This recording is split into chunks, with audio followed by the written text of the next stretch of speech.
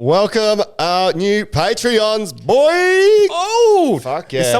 Someone come back. Yeah, we got Craig Brooks who's just joined us. So shout out Brooksy. What up, Brooksy? He's in our middle tier one, so you will get some merch and discounts to shows. Sick. And Brad Morrison has come back on board after our shout out last week. Yeah, he's back at the top level. So Brad Morrison, who might be listening to this at work, thank you for jumping back on. And John Gray, his shirt never came. Yeah, that's why. So he's dropped to standard hard yarn Patreon, but fuck yeah, John Gray was the day one, and he's jumped back on. We are getting in touch with Patreon to fucking get him his shirt. Regardless, I think I'm going to get it because of that stitch up. I think I'll give him one of the new ones because he loved that new design. Yeah, and I'll put it on the story soon because it's and we'll do some more, but it's good. Yeah, so one with a swamp donkey on the front. Yeah, if people have noticed, we've gone a little bit purpley. Yeah, nothing to do with Freo. Nothing to do with Freo. Just this. Yeah, speaking of Milky Way, God's vagina. Our feed looked very. Purple. So I went with purple. Also the colour of sexual frustration. This week, we are joined by Hughes. David Hughes. Hello. David Hughes. You know the drill, bro. What do we talk about? Oh, sweet. You don't know the drill. So what do we talk about? What's happening now? Well, this is the pre-roll. This is the introduction to the pod. So just go, we spoke about stuff. Yeah. Mostly me. It was wonderful. I think most of your episodes should be about me. It was, mate, shockingly, it didn't go where I was anticipating. We talked about your writing and stuff for the project and a few TV shows, but... Lots of banter. Then about halfway in... Oh, my goodness. We switch gears. To ayahuasca and homelessness. Yeah. Wow. Yeah. That is real fucking interesting. So after all the fun banter, it gets fucking... deep. Well, because specifically some of the comedians in town that know you well will get a fucking big insight into your life. And then also... anybody that's been a weak cunt, have a listen to this. And maybe you should go see Hackman before you listen to this episode.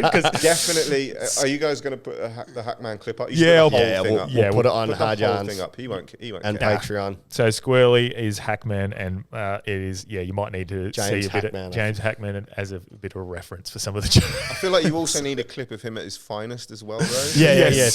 Juxtapose it. I think they've seen enough of Squirrely at his finest. They all get it. But. And if you are a Harry Potter fan, you're going to love this episode midway through. My first writing job, in fact, was coming up for the Harry Potter premise, apparently. Bullshit. Oh, no. I thought you were about to do like a Harry Potter special. All right, guys, and cheers. Lucky Duck Racing, we talk a little bit about that if you're into... racing and horses and jumping on board as an owner, nothing to do with betting, just owning a horse and partying. Anyone wants to sponsor, hit us up. Mm-hmm. But for now, let's get hard. Let's get hard. I'm not saying that. No. Welcome to Hard Yarns Podcast. I am fucking fat. Anything Chris White says, please disregard it. 5D is actually a state of being. It's a unity consciousness. That was Hard Yarns with me, Frankie Rose. So I'm going to throw it over to your co-host, Daniel Telby. And Cameron Brand. I would do this and then I'd gong. Free in attendance for the millions listening at home. Let's get hard. Rooney's the toughest, I would say. He's like the Rooney of AFL. Honestly, like, the best thing ever. And then he got caught in the toilets with his teammate's wife, his best mate's wife, at a team function. Oh, you don't know who Wayne Carey is? Having an affair. And then he lost his captaincy, he got traded. Then he fucking went to America, glassed his missus. Then he... And he's still on Channel 7. He's still on 7, yeah. Then he fucking... just because he's the greatest, one of the greatest football players of all time. But that's the thing, that's the currency. Yeah. If you're good at something, it really doesn't matter what you do. Yeah. This is what we were talking about the other day with Corey, with Novak being one of the greatest sportsmen of all time, but still not getting that same dispensation that, for some reason, Wayne Carey gets. Yeah. And his was turning down a jab. Yeah. And being a good dad. Yeah. And a model fucking... citizen who just stands up for themselves. Anyway. But Carey then got caught at the Crown. It's so funny. So he's at the Crown Casino and gambling, and a bag of powder fell out of his pocket onto the table in a little baggie, and he said it was crushed up anti-inflammatories. So to deal with to deal with football injuries. So yeah. Hey, look, if we chatted about this last week. If he's like the player he is, the player he used to play, like, you know, he's going to be sore all the time, and I can attest to I used to eat anti-inflammatories like lollies. That's why my guts is fucked. Did you ever crush them up and keep them in a little bag? Never did that at all. So that's why I'm like, I used to have the Advil little jelly bean things and just pop them like, I'd have too many. Now I can't eat meat, so how good? It's so funny. It's so funny, people's excuses when they get caught with drugs. So Kerry said it's anti-inflammatories. Yeah. Fucking, there was a politician in England, I don't know if you saw this, they got caught with coke, and they said when they get nervous, they have dandruff and they scratch their hair for a release. Are you fucking serious? No, dead serious. Before the week before I got there at Edinburgh, someone got caught as a politician and said, when I get anxiety, I have dandruff and I get a release of stress by scratching my hair. And then I catch it in a bag and then I put it on a line on a table. And I chop it up with a card. Yeah. I'm just thinking like, And then I snort it because I wanted to go back into my scalp eventually. I don't want to lose my hair. That's I don't like maybe getting caught with bickies just going, no, I just... When I need to exercise my jaw, I take this special tablet. That would be like being caught as a pedophile and saying, it couldn't be me, I can't sweat. My headphones. Oh, sorry, I probably kicked him a bit or something. That's fucking great. Yeah, it's so funny seeing the people's fucking excuses when they get done with a bag, eh? Oh, it couldn't be me. Speaking of, so is that let's what? start with it. Let's start with the submissions. So is that what you did? Like, I didn't quite read that. I just put the topic is Wayne Carey. Okay, so only one I've seen that got in. I don't know if he got more. Well, Gareth McKean sent one. All right, cool. And So then it's an Cody audio? Lynch has sent one, and it's fucking. It made me laugh, like nearly cry. So I haven't listened to this. All right. So Gareth, if this is shit, we're leading with this. If it's good, what then were you're you a about star. to play? Hey? So I put so we're going to do each week Hard Yarns Joke of the Week for a little while, see how it goes. Right. Because when I watch potties, I love when people have called in or left a voice message. Right. So I said, send us a joke on Wayne Carey. And you've not screened these. He hasn't screened it yet. I just thought I'd like my initial reaction to see. All right. So it's on Bluetooth. I'm pretty certain. So hopefully this goes okay. Okay, dead air. It's all right. This is the joke. It's not even playing, even though it's got play. Okay, Sick. so that's dead air. I'll try and figure this out in a second. Are you connected? Yeah. Well, I'll read Wolfie's one. Yeah. Okay. Oh, he sent one. Well, I wrote one, and he goes, "I've made it better." he goes, "Don't say that. Don't." He goes, "I just made it better." Well, can we hear the first draft? Yeah. So mine was, I wrote, Wayne Carey got caught with and claims it's anti-inflammatories. I'm like, buddy, you're in Perth. Even though you did buy Coke, you actually got anti-inflammatories. So he thinks that he's got it, and he spent $400 on anti-inflammatories anyway. So Wolfie goes, "I've got that, but I've shortened it up for you." Okay. Where is it? Okay, there we go. I won't do it in his voice though. You're right, Delby. I wasn't connected. He goes 400 for 400. That's not bad. 400 for a bag of anti-inflammatories. Welcome to Perth, Wayne. See, you've met my dealer. He also does very good deals on bags of sugar. No, I was like, you should say creatine because creatine is an anti-inflammatory. Because this is how smart Wolfie is. He goes, yeah, I was going to say flour because flour's quicker. I was like, I love how his brain works. Very good deals on bags of flour. I hope this works again because that was dead air before. Look, it says pause, but it's not playing. I don't get it. All right, well, his is dead. Sorry, Gareth. Oh, you're the one you just sent me. Yeah, you on forwarded me Messenger. a message. Okay, so Delby. This is literally the brand new segment, and Branch is the tech guy. So the thing that I find funny with the Wayne Carey situation is his excuse for having a little bag of white powder on him, and that was that it was actually just anti-inflammatories that he crushed up to sprinkle on his food. Like, isn't that just the dumbest fucking shit you've ever heard? You know, like I've never seen that on MasterChef. You know, like no nonna has that in her recipe. You know, just like, I'm making this gnocchi with love and ibuprofen. You know, like I've never been eating a linguine and thought, you know what this needs? Aspirin. Anyway, sorry for appropriating your culture just before Delby. Thanks, guys. Cheers. So that is Cody Lynch. He's good, eh? That's why I didn't send it to you off the pod. That's good. Yeah. I like that. So Cody Lynch used to do stand-up. Ibuprofen. Ibuprofen. So Cody used to do stand-up a few years ago. I thought he left the country. I reckon he's a great comic. He's a great joke writer. And he just disappeared. And I thought he left the country, but he had a baby. So okay, he goes. I was like, "Fuck, man, are you back?" He goes, "What do you mean?" Like, I thought you left. He goes, "No, I had a baby." How was the baby? Like 8? Or no? Yeah, no, the baby will be 2, I think now, maybe. So, but I think Cody's hilarious. So is it time to come back out of the house? Yes, he said he's going to slowly. Tuesday nights, he's going to get down to experimental ECC. Oh, nice. Good place to start. Oh, Yeah. I went there on. It was their first birthday the other day. It was good. Speaking of babies. Speaking of babies, yeah, it was good there. Yeah. You did very well as well, David. Thank you, sir. It was fun. Yeah. Fun. You've been gigging a shitload as well. It's 2 Yeah. years since you... It's 2 years. It was 2 years on my birthday. Yeah, 40 so. 40 years old. What? How, Thanks a week for bringing ago? that up. A year ago? Yeah, 17th or whenever that was. What are we now? Yeah, last week. Yeah. Well Yeah, done. last Saturday, there we go. So it's been 2 years since I opened for Wolfie and Pinder. Yeah, nice, at the first Comedy one. Lounge. You'll be looking at getting a headline spot soon at the Comedy Lounge, the way they're going booking at the moment. They've only started booking me, like Johnny booked me about 6 months ago for the first time in about a year. Yeah. Yeah. Happy days. Yeah, it's been fun. Doing it again next weekend, actually.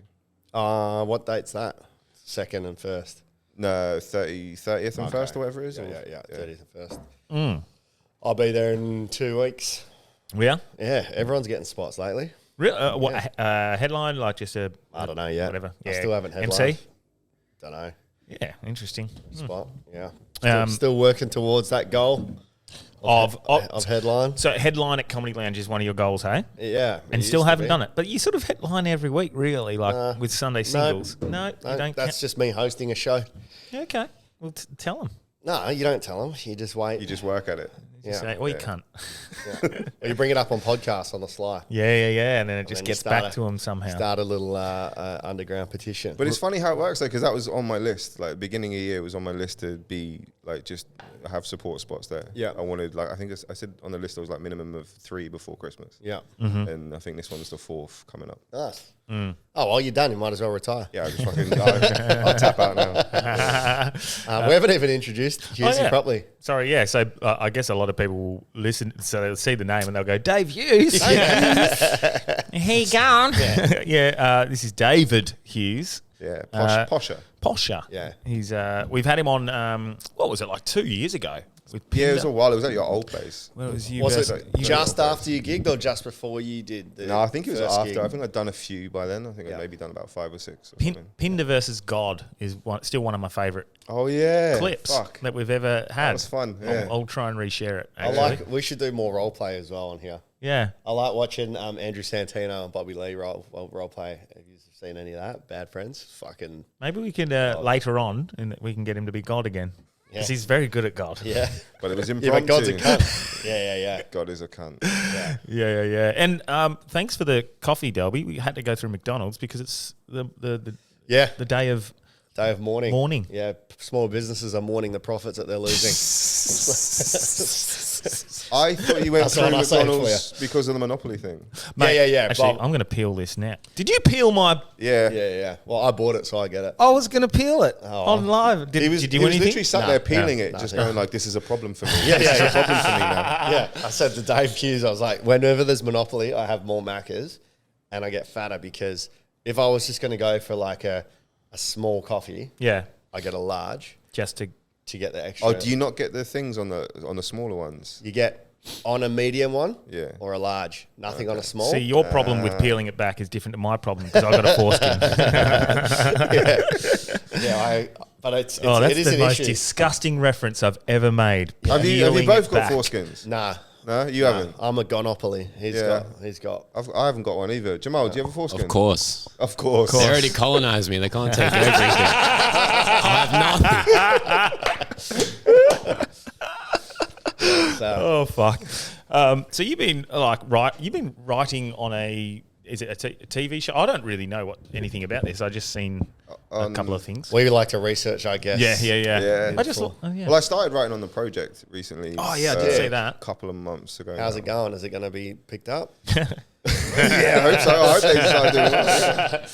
It's good. It's pretty full on. I wasn't expecting it because when I came on with them, it was like casual and doing maybe an episode a week for a couple of weeks. And now I'm doing like 4-ish. How does it work? Tell us the behind the scenes. This is always such a fucking spin out to me. Yeah, because is this writing the opening monologues for the Are you writing jokes for Carrie Bickmore? Like, how do you find her voice? Yeah. We write jokes for whatever comedian's on, so it's usually like, say, Helia or someone like that. That's so crazy. That blows my mind that it's never them. I mean, it is. He still does his own stuff too, but we just give them because we'll research in the first half of the day. We research the topics that they'll use in segments. They call them like chat options. Mm-hmm. So we'll just fucking look everywhere on the internet and find something that's happening that isn't something that you can't fucking talk about or write about, that you can't make light of. So if you see anything relating to death or like the Queen stuff, any of that, we can't really play with that. But the other stuff, we'll find stuff that we can use those as topics, and then we'll just write jokes on them and then send them to him. And how do I get this job? I love this, man. Well, you need to stop. I was doing this every day in Edinburgh Fringe. It's a competition. You get given a topic, you write a joke, and I won every time. You need to stop telling jokes that are not PC. Oh, so I have to be a shit comedian. Yeah, so that'd be pretty PC, hey? They have to be careful. Mainstream media. I mean, they do by the time they get to the desk. We can basically pitch whatever we want, but and then they can refine I'm it. fairly sure if all my options were just sort of things that they can't use, then they probably wouldn't use me. Yeah. How do you get paid per joke? No, we get paid per episode. Yeah, what? Right. So regardless if there were jokes you used or not. Yeah. How much do you get paid? How do you get your CV for that? Is that because of all the Mock the Week stuff you did? Yeah, Mock the Week and like, have I got news for you? Basically, I gave them all my TV credentials. And they just go, we'll use you. Got me for an interview and then went from there. Yeah. So how does an interview work like that? Because if you're writing jokes, what do? You go, here's some here's something I prepared earlier. Well, you have the CV to prove that you've done it. Yeah. You haven't been doing it for I've been doing it for years now. Yeah. But I think the interview is basically just to see what you like. Right. Do you know what I mean? You still have to be part of that team. There'll be like 2 head writers on and maybe like 2 or 3 other joke writers, and then you've got all the other people putting shit together. They just want to make sure that you're not a complete fucking bell end and they can stand to have you part of the team or whatever. And yet I'm in somehow. So how does it work? Do you write jokes? Do you have like a deadline and a certain amount of jokes? The deadlines for this in particular, like with other shows, it's not quite, because this goes out every day. Yeah. So 6 p.m. basically their time, 4 p.m. for us. Everything has to be fucking finished and done. And the chats can switch up all the time. Like sometimes we'll lose one, and they'll just be like, "Oh, we're not doing that anymore. That's scrapped." Yeah. So this is the new topic. We need. That's awesome though, because anything that gets scrapped, you can just use on stage. Nah, not really. Huh? Because one, you're not writing in a stage voice. You're writing for a TV. You're writing for panel. Yeah. It's it's more like the sort of, dare I say, it's kind of like the cheesier type of stuff. Do you know what I mean? Yeah. If you watch those shows, you know what that voice is like. You wouldn't imagine taking any of that stuff and putting it on stage. Yeah. I just don't think it would work. You know who would do that? Hackman. Squirrely's new character. Did you hang around? I watched some of it, and then basically he did. What was the first fucking joke? This guy gets it. But before that, it was. I've been dating her for 6 months now. I think he should use his voice like that on his normal set. It's deep. Oh no, How you going? Yeah. It was like, I fucked your mum and this, and he goes, "Thanks, Dad." Yeah. And I thought, okay, I get it, and I'm leaving. Now get out of here, Dad. Mate, I don't know, like, because knowing Squirrely and knowing what he's like, I don't know if that made it funnier to me. It's painful for me because watching, I get it, right?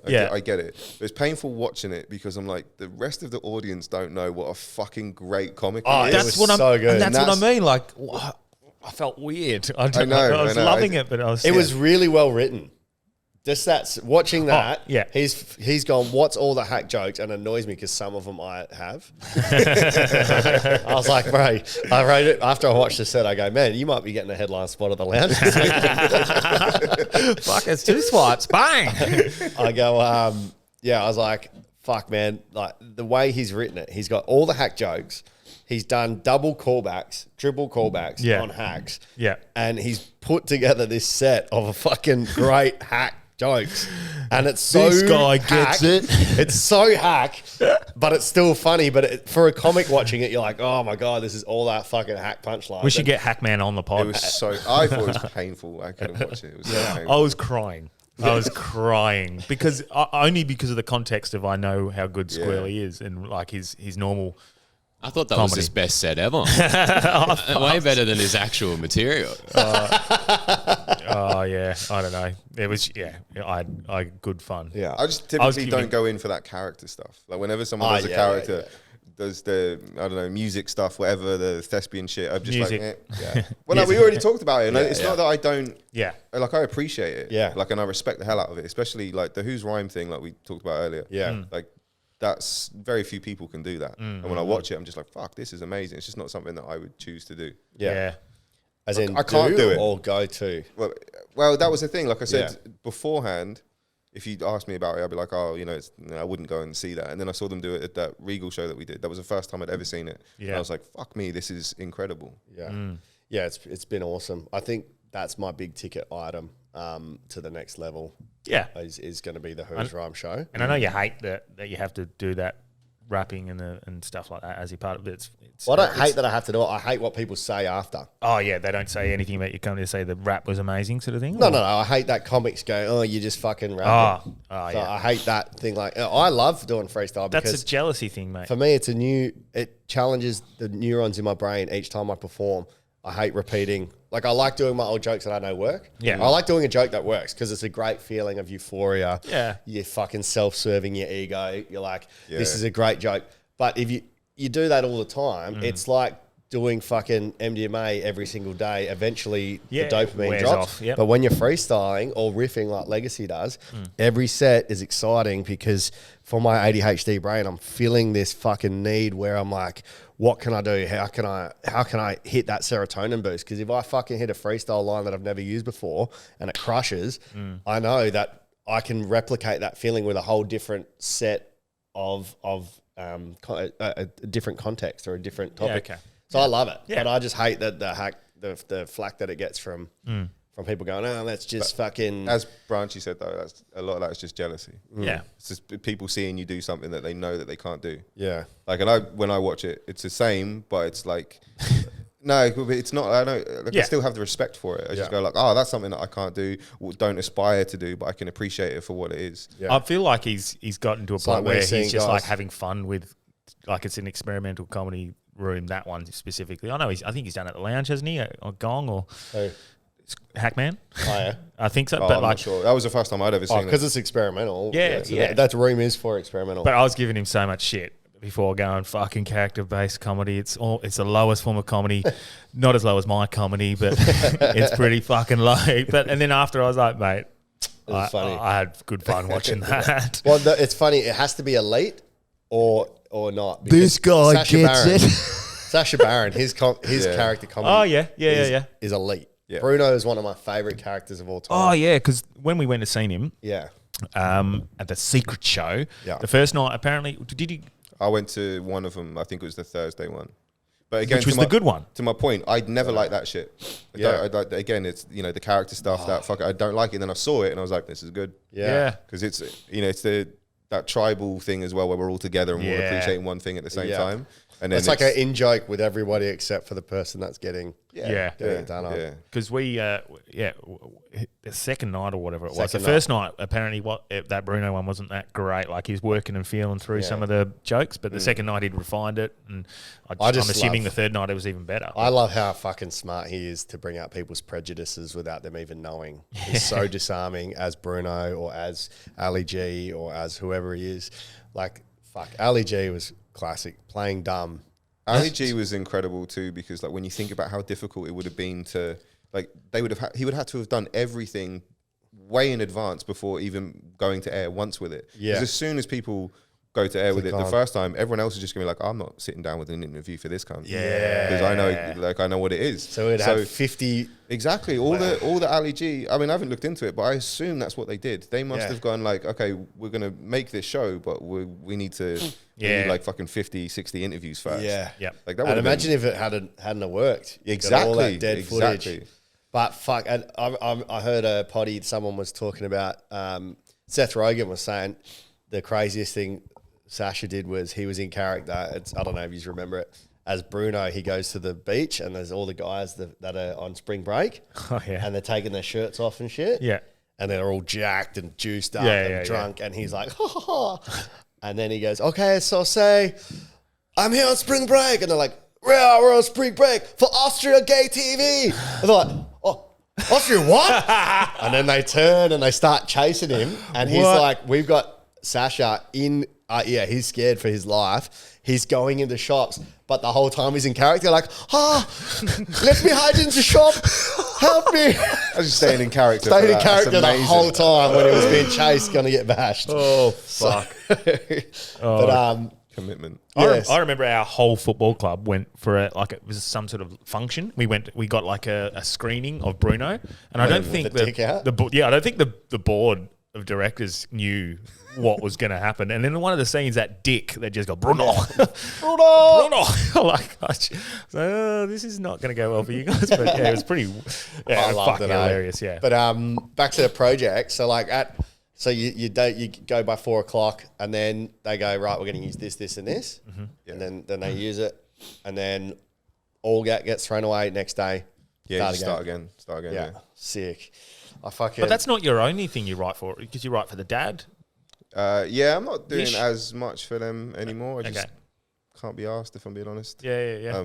What do you do with that? Is that more of a you just send it over, the same sort of thing? Yeah, I mean, I'm contracted to do like 20 a week. So I mean, I still do it. I just Still a fucking lot. I don't put the effort in that I used to. Like I used to, I'll give them So the 20. dad. And this is just jokes. If you're listening, the dad, these are jokes. I don't give a fuck. I'll tell them. But I used to do like they'll send prompts as well, and then they'll send like branded stuff, and I would go all in on that. But I don't know, like some of it's, if I'm being like really honest, some of it's just about money. Like it's about replacing things that took up too much time with things that don't take up as much time to make more money, so I can do more of the stuff I want to do. Yeah. I.e. spend time with my family, do stuff like this. I'm glad you said that as well. Like, obviously, it's good that you have time to do what you want to do, like personal stuff, like go to the beach, fucking chill, whatever. Yeah, it ends up exactly. being. But yeah, that was my goal, was to spend more time with my family. Because time is, I've said it before, it's the biggest currency. And I just signed a contract with Match.com, who have like, Tinder and Never heard of them. plenty of fish. Yeah. Well, I think they've got like all the big ones apart from Bumble. Yeah. Okay. So I do their... Maybe you can tell me how to use it, because I suck. Can you give us some cheat mode? Here's the thing, I still like the one app that they've got me pushing at the moment is an app called Stir, which is an American one for single parents. Whoa. So basically they saw what I was doing with the dad, and they've... So, But it's not here though. It's not here because okay. ideally I would have the app so that I could like at least look at it, see how it like works and stuff. But it doesn't matter too much because I just write jokes based on. You could get a what I know it VPN is. and then an American Google. Yeah, and I can't be asked. Yeah. Cool. and then you're not Because going to... they'll send me screenshots of anything that I need, which is the thing that I want. I basically just want whatever their interface is. I just want that so I can like do fucking template me. I would be asking for market research. And then being like, you need to give me gold level, and I would be matching everyone. But if you and can't... I would be going on every date that I possibly can. Well, you can't if it's not in Australia. Yeah, you but fly I into mean, the US every fucking 5 days. Yeah, if you're asking for flights just for market research. If you're going, mate, I think all you need to do is go on our TikTok, because there's a fair few comments. The waiter is so beautiful. Loving the Delby. Well, I'm not a single parent, so Yeah, well, I'm just... does it help? There you go. I can help some people be single parents. But yeah, that's a good idea for an app, man. Yeah, well, that's been a you can big bring one. your kids and have a play date at the very least. Even like, isn't that a thing though? Isn't it an option on Tinder? I think you can put like single parent as a part of your thing. Yeah, I'm pretty sure I've got that on mine. As Actually, soon as I mine's deactivated. I don't use it anymore. I just it's I'm going to be shit. honest. If I ever am on Tinder, which is only 3 a.m, and I see be mum to 3 fucking looking for, I'm like, mate, I stop reading. So if you're on a dating app, the first thing you don't mention is that you got fucking 8 kids and you're from Mirrabooka. Like, just let someone get to know you, and then after that, and then just by the way, then you catfish. By the way, I live in Mirrabooka. You catfish them that way. So, classic. but that said, I always wonder because my mum was single with 3 kids, and we were like 10, 9, and 6, and she. Like, guys, I still had, 2 different stepdads. And I'm like, fuck, mum was slinging that puss. Or those guys are amazing. I couldn't date a chick with 3 kids. No dating apps back then either. Yeah. You just had to go out and speak to people. It might be so for me, when I'm looking through it as a single parent now, and again, I'm not on Tinder anymore. It was shit. I didn't like it. It's dog shit. It's a generational thing, I think.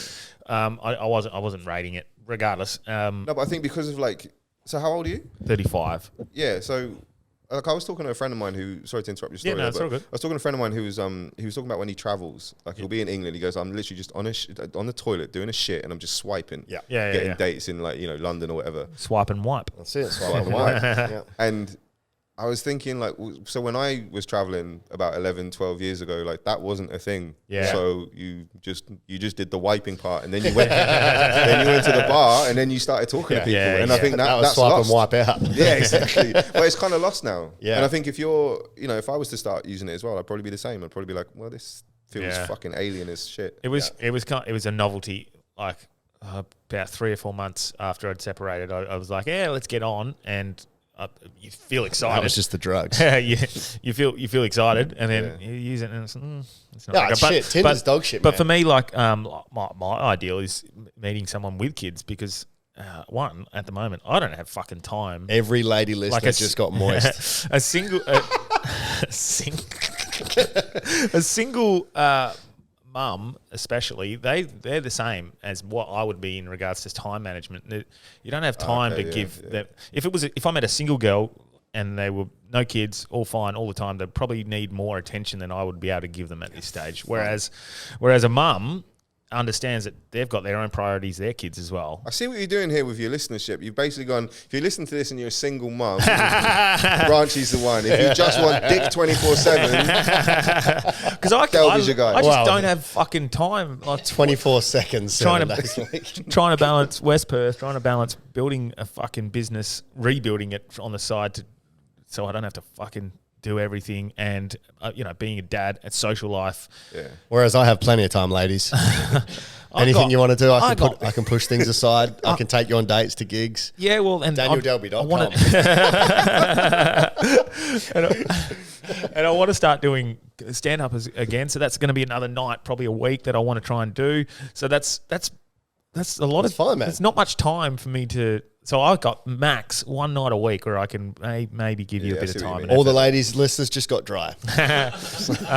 Those wide on the water cycle. And it's just at this stage, while I'm in this stage. And I'm also at that point in my life where I'm like, well, fucking, why wouldn't I use this opportunity of a little bit of freedom to just, fill my bucket, make sure I'm ready to go into a... you mean put your penis in things? Yeah. Fill their bucket. Fill their bucket, yeah. DanielDelby.com. Fill my own bucket and just fucking make sure I'm in a good place, and then don't take any baggage onto a new relationship. And if you want to fill your own bucket, branchysworld.com.au. Adultshop.com. Anyway. Yeah. But it comes back to I'm time, keen. though, doesn't it? Anyone who's keen, I'm keen. Yeah, that's it. If anyone would like to make love. Yeah, not fuck. We're going to make love. We're going to make love. Make the Get my love. dick in you. But yeah, man, fuck, bro. I used Tinder when I was travel just specifically because I wanted to fuck. No, specifically because I marketed my show on Tinder in Sydney. I got like 4 people there. Beautiful dudes. What do you mean you marketed it on Tinder? So whoever I matched, I'm like, hey, what's this area like? I've got a show there. And then they came. And then they came. Hackman over here. Anyway, we've been dating for 6 months. This guy gets it. This guy gets it. The listeners haven't seen him do that, but that is very good. So I used it literally to market, and then also to know local places to go. So anyone I matched, I didn't care if they were a swamp donkey or whatever. Yeah. How good's that? How good is that? I got that off Cole Legacy. He's like, you fucking. Literally, he gets on stage and he's like, Scottish girls, you're all fucking swamp donkeys. I'm like, how do you leave with that? And I'm pissing it going, swamp donkey is the best. It's probably. And then he goes, where are you from? And she's like, Scotland. He goes, yeah, but you're not full Scottish, are you? And they're like, oh, mum's English. She goes, yeah, that's it. Yeah, that'll explain it, you know? Oh, yeah. But yeah, and then I'd ask where was a good place to go out? Like, where's a local place? Yeah. But I'm still yet to meet anybody in real life off Tinder. Really? Yeah. So you didn't dip your dick in anything from... No. I talk a big game, but I'm actually quite lonely. If you're lonely, DanielDelby.com. Send me a message. I didn't. I did, but that's not from Tinder. That's from real life shit. Yeah. Just go up, use... I met a girl, she was crying. She saw my Tinder bio. She was crying. And I don't know why that's so funny. Yeah. And then I did fuck one girl. She was crying in the toilet. And it was after she was crying, and my mate was like, Dilb's like, see what's wrong with her. I was like, what's going on? She goes, someone, I was just in the car and my ex called me Pinocchio. And I'm like, what? She's like, he called me Pinocchio. I'm like, you're not fucking Pinocchio, man. Did she have a massive nose, though? No, big dick. And she lied. Every time she lied about it, it got bigger. She lied a lot. Anyway, we had sex with no strings attached. No, this guy gets it. No, I was like, what is you talking about? You don't have a big nose. And then we started talking, and then next thing you know, she was fucking twerking on me. Yeah. And that's just an example of a real life, man. No Tinder, no nothing. At an Irish bar. So we know what Irish women are like. Beautiful. DanielDelby.com. But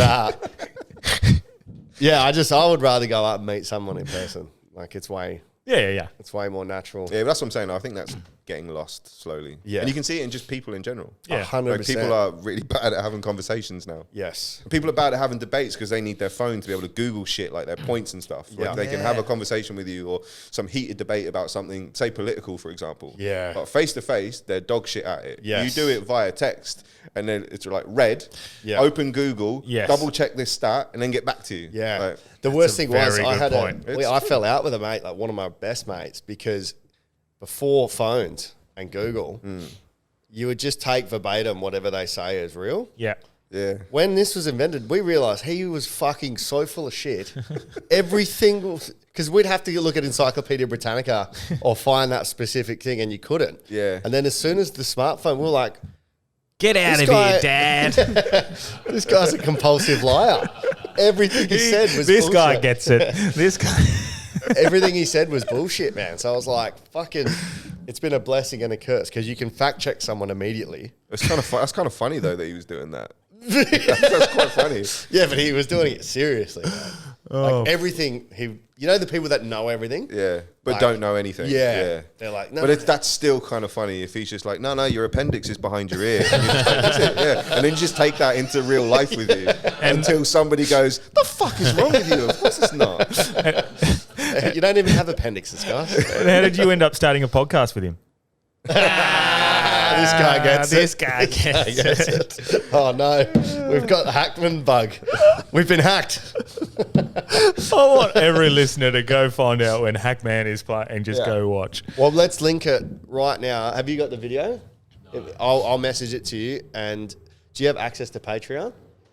The most disgusting thing I've ever seen. The most disgusting thing. I like the double down on his fucking... He says that every single time. Double down. I'll send it to you, Jamal, so that just reminds us to chuck it on our Facebook page and Patreon. What's that? What do you mean? Like his set. Okay, well, I can play 2 seconds of it. Does it matter? Would he care? He's not going to care. I mean, no one else do his material. I was going to say, no one else does his material. Here, let's hear his voice then. Maybe that might. I don't know if I've got a good moment of him. Here, bro.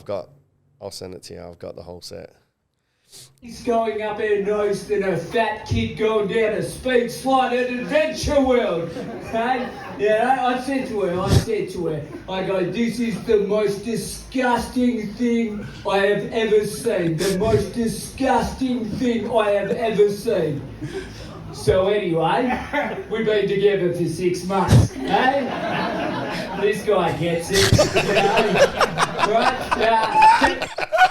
I was literally bellowing at the Comedy Lounge. And then, like, I was reminded that all the comics were getting self-conscious of the fact. And then I was bellowing even harder. It was the best. It was so good. I think I got another one. That's great. He's like, James Hackman. James Hackman. James Hackman. This guy gets it. That's when I worked out. Who was staring at a mirror the whole time. The old classic mirror. I slapped the bloke I was rooting on the arse, and I was like, hey, get out of here, Dad. Got you with the joke gun. Pew, pew. He's done the joke guns. Pow, hey. I'm just kidding. The thing is, the joke guns weren't hack, and then everyone started stealing Cameron McCarran's joke guns. Oh, pew, pew, pew, pew, pew, pew, pew. I just wanted to get up after and go, by the way, he's a brilliant comedian. Yeah. He's actually... I just feel like that. If people didn't know, it'd be like, give it up for our autistic performance. It's a suit, the whole thing. Oh, God. Oh, please, listeners, go watch Hackman. Hackman. Fuck, man. What if Hackman gets bigger than Squirrely? Yeah, is that a travesty? Well, it's like, what's his name? There's that British comedian Simon Brodkin, and then he's got a character that he plays where he's a proper, like chav. Do you know the one? Nah. No. He's a very good comedian, and then he's got this character where he got arrested about 10 years ago. What, in character? Yeah, in character. As at a football game, he did a. I think he ran onto the pitch and did something or whatever. Yeah. It was all part of the character thing, and he even did the interview afterwards to media as the character, full of fucking commitment. What's the law on that? I don't know. Yeah. Well, look at mate. That stems back to people like Andy Kaufman, who did. What was his main? What was the main character that he used to have? Real fucking arsehole. I'll try and find it, but it was incredible. It got to a point where he got cancer. And people didn't know whether or not he was lying about it, and he died. And people still, is this a bit? Yeah, you're like and Open it was casket. Is this a bit though? because he used to fight with women, women in wrestling, and then yeah. women were like, "You can't do that," and it was it was incredible. And have you seen Man on the Moon? Man on the Moon? Yeah, no, isn't it Andy and Andy? Is that Andy and I? No, yeah. Have you seen that That's documentary? the documentary behind Man on the Moon. So if you haven't seen it, go watch Man on the Moon. Fucking brilliant. Man on the Moon is probably my top 3 movies of all time. Yeah, it's fantastic. So Andy Kaufman, which is Jim Carrey plays Andy Kaufman, and then Andy and I, or Andy and me, or something like that, me and Andy, or Andy and I, something like that. Andy and Woody, maybe. Jim and Andy, I don't know. Anyway, it's an incredible documentary on how he dives into the character and was really dives in because he became a proper prick. Didn't he? And Danny DeVito and everyone, like, they were like, it's fucking. Why the fuck is Danny DeVito buried in Mirrabooka? But mate, and then what's that song he sings at the end? I will survive. I know I want to. Mate, incredible. But he didn't, so that's funny. Yeah, and then after he died, the and I don't know how true that part is, but his manager played that character. He went in on character. Andy. Yeah, as Andy's character. Yeah. Oh, okay. So and then so everyone thought, alive. he is still alive, but it was actually just. That's a great troll. This is before the internet as well. So good. That's fucking imaginative as hell. Yeah. And no one would be able to take a photo or see real footage easily to go, it's not actually Andy. They'd be like, okay, this must be him. Tony even Clifton. if it was shit at Tony Clifton. That's right. Yeah. If anyone wants to see me, I'm doing a documentary on me and doing MDMA. It's called Mandy and I. So if anyone wants to support it, But yeah, www.com. but he's like find my address. He's like the original Sacha Baron Cohen. Like, Yes. creating a character, a believable character, fooling people. And he had a few other characters from it. Or like when he went on stage and he would pretend he froze on Saturday Night Live, I think it was. Yeah. And he froze. And His then whole thing was and then, being terrible at stand-up. Yeah. But do you think that's because he was?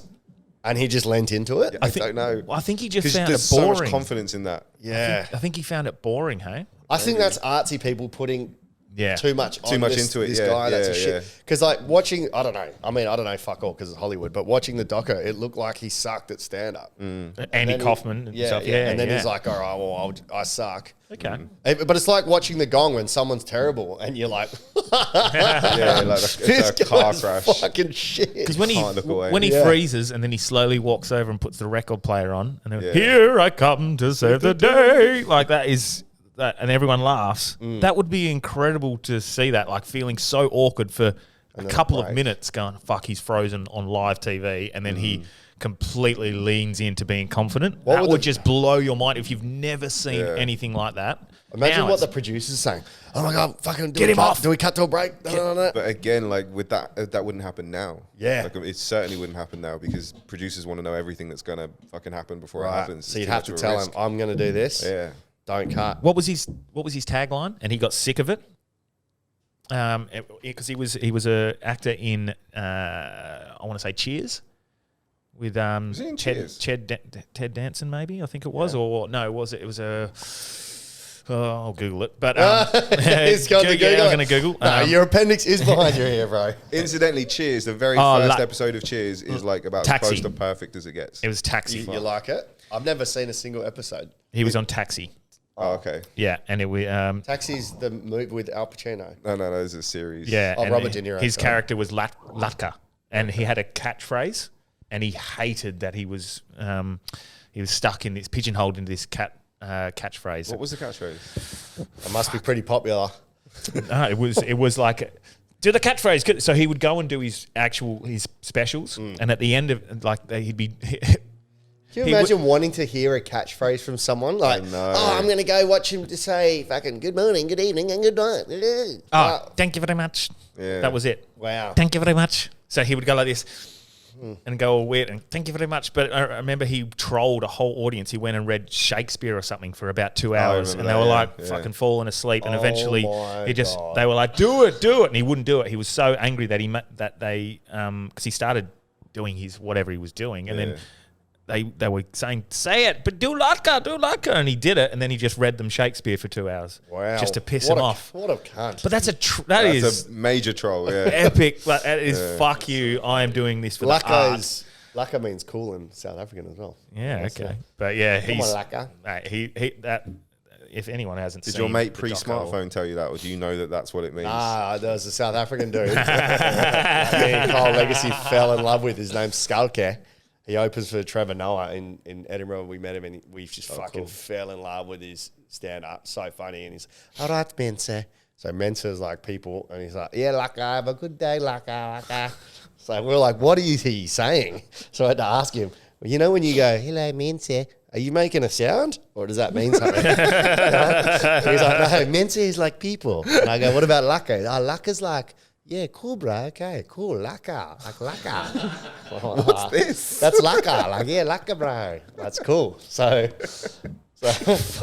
he's the best. If you don't know him, Skalka, I'll send Jamal, I'm going to remind me, I'll post him on Insta on our story. Yeah, okay. Fucking tears, bro. To get Legacy to laugh, like belly laugh is amazing. Yeah. He's got this whole bit. He's on Netflix, actually. He's got a whole bit on MTV. And how, like, you always had to pretend you were excited because Exhibit's there. Yeah. But, like, the bit that made us piss it, he's going, it's never your nan that answers the door. It's always you that answers the door to Exhibit. Nan's never there like, oh, Rachel, there's a black rapper at the door for you. Exhibit's here. So he's got about a 5-minute bit and fucking we're in tears, man. That's the best I think I've ever felt is making Kyle Legacy laugh. Yeah. Because he constantly just rags on me. Constantly. Yeah, he's got a Facebook group, Instagram chat called branchesabitch.com. That's the group chat. Me, him, Adam Gray and Delby, and he just fucking just rags on me constantly. What's the there's a group chat that he just from like fucking 2 years ago or something. He just keeps going. Oh, it was the birthday one, wasn't it? For his birthday. Oh yeah, with the midgets. Yeah, midget stripper. Yeah. He just like recently, he just went happy anniversary or something. Well, like, you're basically saying happy birthday to yourself. He's turned a birthday group chat to an anniversary of a group chat. Exactly. I was like, what the fuck is this? Brilliant. Happy anniversary of my birthday. Yeah. It's just a double happy birthday. I can't wait till that cunt's back here. Oh, I love it. Maybe we can call him at the end of the episode again. Oh, yeah. Series that we called him last week. He was going through customs in New York City. Yeah. He's like, should I riff with the immigration agent? I'm like, you can't be like, so what do you do, mate? Like, I listened back to it and I could barely understand him. Now I'm listening back, I couldn't even understand what he was fucking saying. So if anyone... he's been in England for a while, so it's going to be harder. Yeah. Because he will revert back to his mother tongue. Yeah, fuck. When is he back? January for Fringe. Oh, cool. Yeah. I was going to say maybe a little bit of news. The Hawthorn scandal. Oh, yeah. So poor David's not going to be able to comment on this, but... What about Rich David? The project. So what? So look, I was out of football. Well, hello. Aussie Roos is quite a peasant game. So okay, you're going to have to fill me in a bit because I was in Meriden yesterday. Didn't have much reception. Who was Meriden? Did you meet on Match.com? Get out of here, Dad. No, I was in Meriden. And if you've heard me sniffing a bit today, I've still got leftover fucking hay cocaine. fever. Which was horrific. Yeah, we both suffer from that adult male hay fever. I could not have gone so to where do you guys get the bitch gene from? I could not have gone to a bigger clusterfuck of a hay fever central. I went to a canola, wheat and sheep farm. Nice. Which is just the old classic Meriden pickup line, eh? The melting pot. As David it's not even melting, is it? It's fucking, mate. It's the dry, fluffy pot. Got out and I was like, hey, that's beautiful. I'm all good. It's beautiful terrain where we were. Not worth it. And I then don't care. I got out. I chucked the drone up, and then the first one was all good. And I was like, sweet, I'm all good today. And then went to this next location, and there was these sheep everywhere, and I just fucking blew up. And for the rest of the day, your bag of crushed up antihistamines. well, I'm anti-inflammatories from Wayne Carey. I'm half Kiwi, so it was good times as well. But so if you've noticed me sniffing, So you blew up and blew a load. I blew both. Get Yeah. involved. What were you doing there? Work. Just filming some stuff because we take footy to the rural communities out there. So I was doing a bit of filming. So I didn't get. I wasn't really clued up on exactly what's happened with Chris Fagan and Alistair Clarkson. I know all about this one. You do? No. So Eddie Betts. I was like, yes. So is Eddie Betts related to this situation at all? Nah, it's Hawthorn. Oh, no, I don't think so. But was again, it just him commenting on it? Probably just commenting. Yeah, okay. Take everything with a bag of anti-inflammatories. Not with a bag of salt. Take everything with a bag of salt. Grain of salt. Pinch of salt. It has to be a whole bag. Oh, whole bag? Okay. Yeah. How big's the bag? Because he's refuted this, hasn't he? Well, they both have. Okay. Now, who knows what was said? Me, I know everything about this. God. Tell us. I can't wait to talk to God later. So there was a review done. There was an external investigation done to the allegations against the Hawks and Cyril Rioli's early retirement because Cyril and his missus felt racially vilified, and there's probably a lot of truth in that. Okay. Like one of the captains or one of the leadership group asked if Cyril's missus was a derogatory word starting with B, ending with G for Aboriginal as well. Yep. And it stemmed from there. Who said that? One of the leadership group in 2013 of Hawthorn. Holy fuck. So, and then Cyril was obviously like, what the fuck? Yeah. Because Sam Mitchell, all I seen was a comment from him saying, I had no idea this was going on. Yeah. Yeah, okay. So, after this external review, they think that these things have happened. Now, I don't want to spread fake news, but this is They think there might be racism in football. Yes. Yeah. Australian racism. What? So there's alleged to have been the coaches, it could have been Fagan, Clarkson, have said to the Aboriginal players to take your SIM card out and ditch it. That had all your family contacts on because it's a distraction from footy, and get a fresh SIM card. That was one of them. Yep. One was told to cut ties with his missus and family because it was going to ruin his career. And then the most serious one was apparently one of the coaches advised terminating a pregnancy with the missus because it was going to fuck his career. Now, that's the allegations of the most serious ones. There's heaps more. But Clarkson's denied. Fagan have said none of them were interviewed. None of them were asked anything. Yep. So it's all from one side. Now, if somebody feels like they've been told to kill their kid, then fucking they felt that way. They could have said you need to, like if I was a coach, you could have said something like, well, hey, if you want to consider your career, you might want to look at what your best options are. Do you want to keep the baby or not keep the baby because and blah, it's blah, been blah, taken. and it could be taken the other way. But if someone's just said, hey, go kill your kid, it can ruin your career, then there's a whole different thing. So that's the external investigation. And now Fagan and Clarkson, well, Fagan stepped down so they can actually be part of the next process. They've stepped down. Fagan stepped down. As coach? Stepped, like, temporarily. Oh, just to... And Clarkson's pushed back his North Melbourne tenure. Yeah. Wow. Have you heard anything, Jamal? Yeah, I was like, wow, as soon as we kick a ball, they care, eh? This happens like 24/7, but as soon as you can kick a ball and run pretty fast, everyone's like, I'm with you. Yeah. Yeah, but... It is one of these situations where I don't know too much about that one, so I'll just use my own context and my own mistakes in the past. When you played for Hawthorn? No, my own mistakes in the past where I've unintentionally and unknowingly didn't realise how disgusting some of the terms I had used. So I'd used the word you just said before. Yeah. Pregnancy. I'll use it in... maybe don't say it. Okay, but I was that B word, drunk.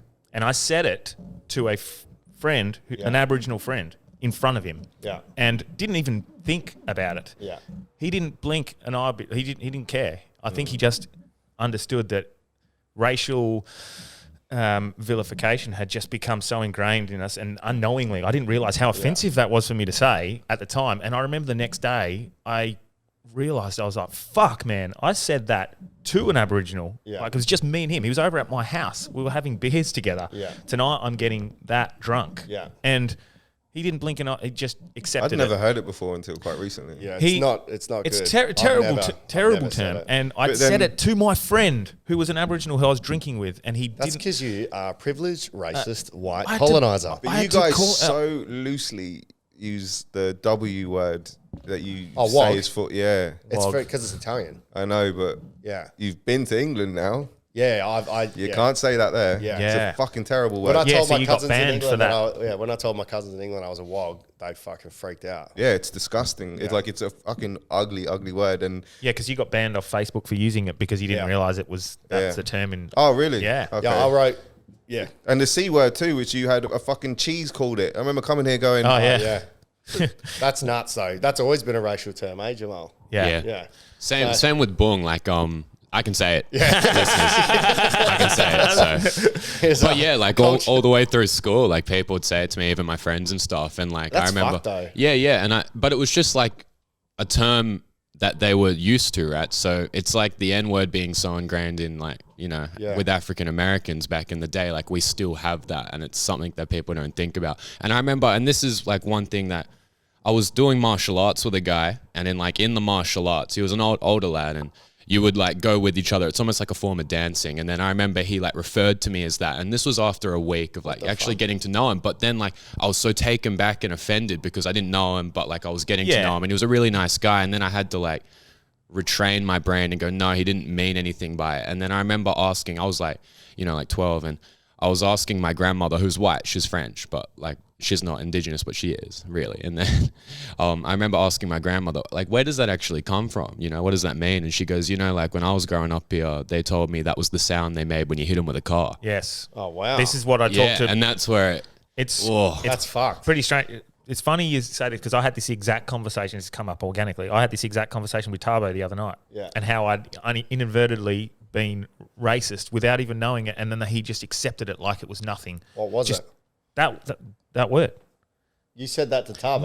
No. I was telling him about this situation because we the just story that you just told us. Yeah, we randomly started talking about I Adam thought Goods. you called him a... No, we just ran. It just I was like, you have learned nothing. We randomly were talking about Adam Goods. Yeah. And I was talking about how I had it so ingrained in my system that I didn't even realize it was just It's weird because we went to the same I had to call school. up my mate the next day and go, mate, he's like, oh, I didn't even, I know you didn't mean anything by it. Like, and I was like, fuck, it doesn't matter. Like, Yeah.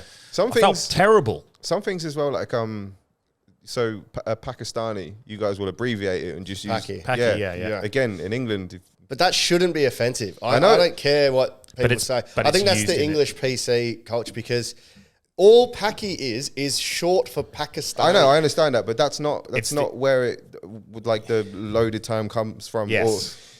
Or a lot of it, I think, is because it was just used to describe anyone So that it was could have been brown, Indian. basically. Yeah. And Okay. obviously, fucking big differences, and especially with Indians and Pakistanis, there was Yeah. huge like geopolitical issues going on as well there. Really? Well, this is that's the whole. I don't really expand on it within my open mic joke, but the whole word sounds and like the context has to have more meaning. That's a perfect example of context having the other way around. Like that's a even though it is just short for that and word. then I'll hear it in like fucking I don't know commentary on TV, and I'm just like, what the fuck did he just say? Yeah. It's So weird hearing it. The context is a really bad. It's I guess fucking it a depends slur. on your own cultural context because if you're in Australia and you say Paki, I don't think that's... We literally mean a Pakistani person. I know. Not an Indian, not anything, but in England because there's so many different cultures. but that's so many because different- Australians So are many different beige and brown. Australians are so lazy. Like if I meet an Irish, yeah. and if I meet an Irish person, their nickname instantly is Paddy. Irish. Or Irish, Paddy. I worked with 3 different Irish people at my Or old Americans sheet metal again. factory, and it was always every single one. The next one came, Irish, straight away. Yeah. That's all. It was. Like we're lazy. What did you call the guys with no legs? Stumpy. Bob. No, What This guy about no gets- legs, no arms, floating in the sea? Bob. Fucked.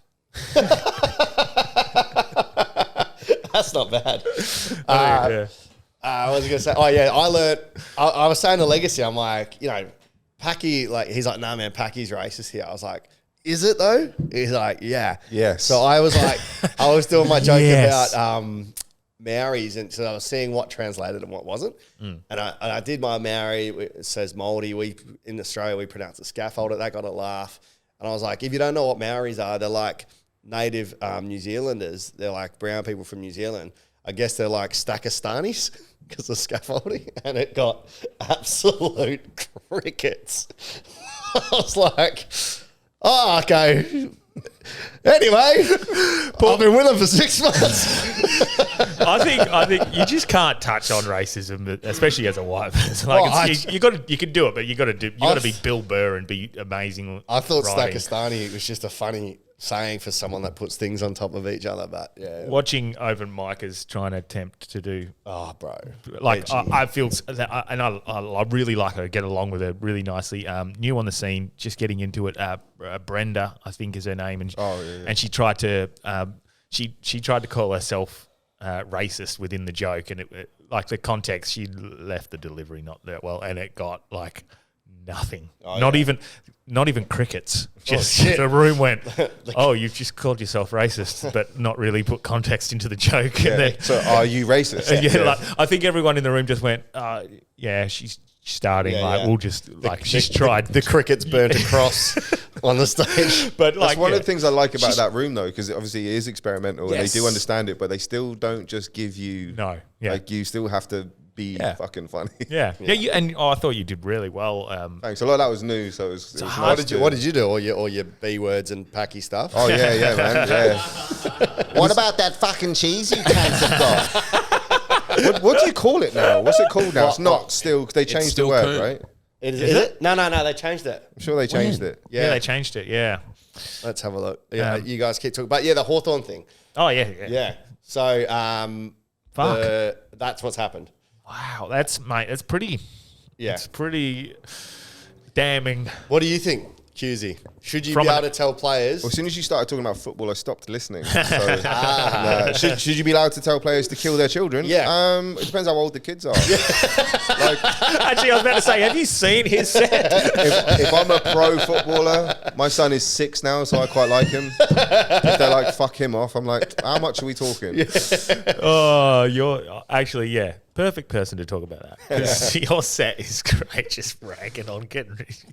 But I was talking to someone about this recently because they were like, you're like the opposite of the dad that you are. Your comedy is the opposite. I was like, I'm a caricature of my parents, though. Character comic. The lowest form of comedy, just above Branchy's comedy.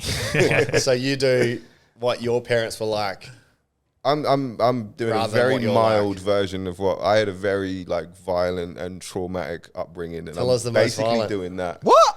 Tell us the most violent. Deep, if you're okay. Dig into the trauma and cry. We want Maury Povich. We want. Let's get the one that physical? fucks people up.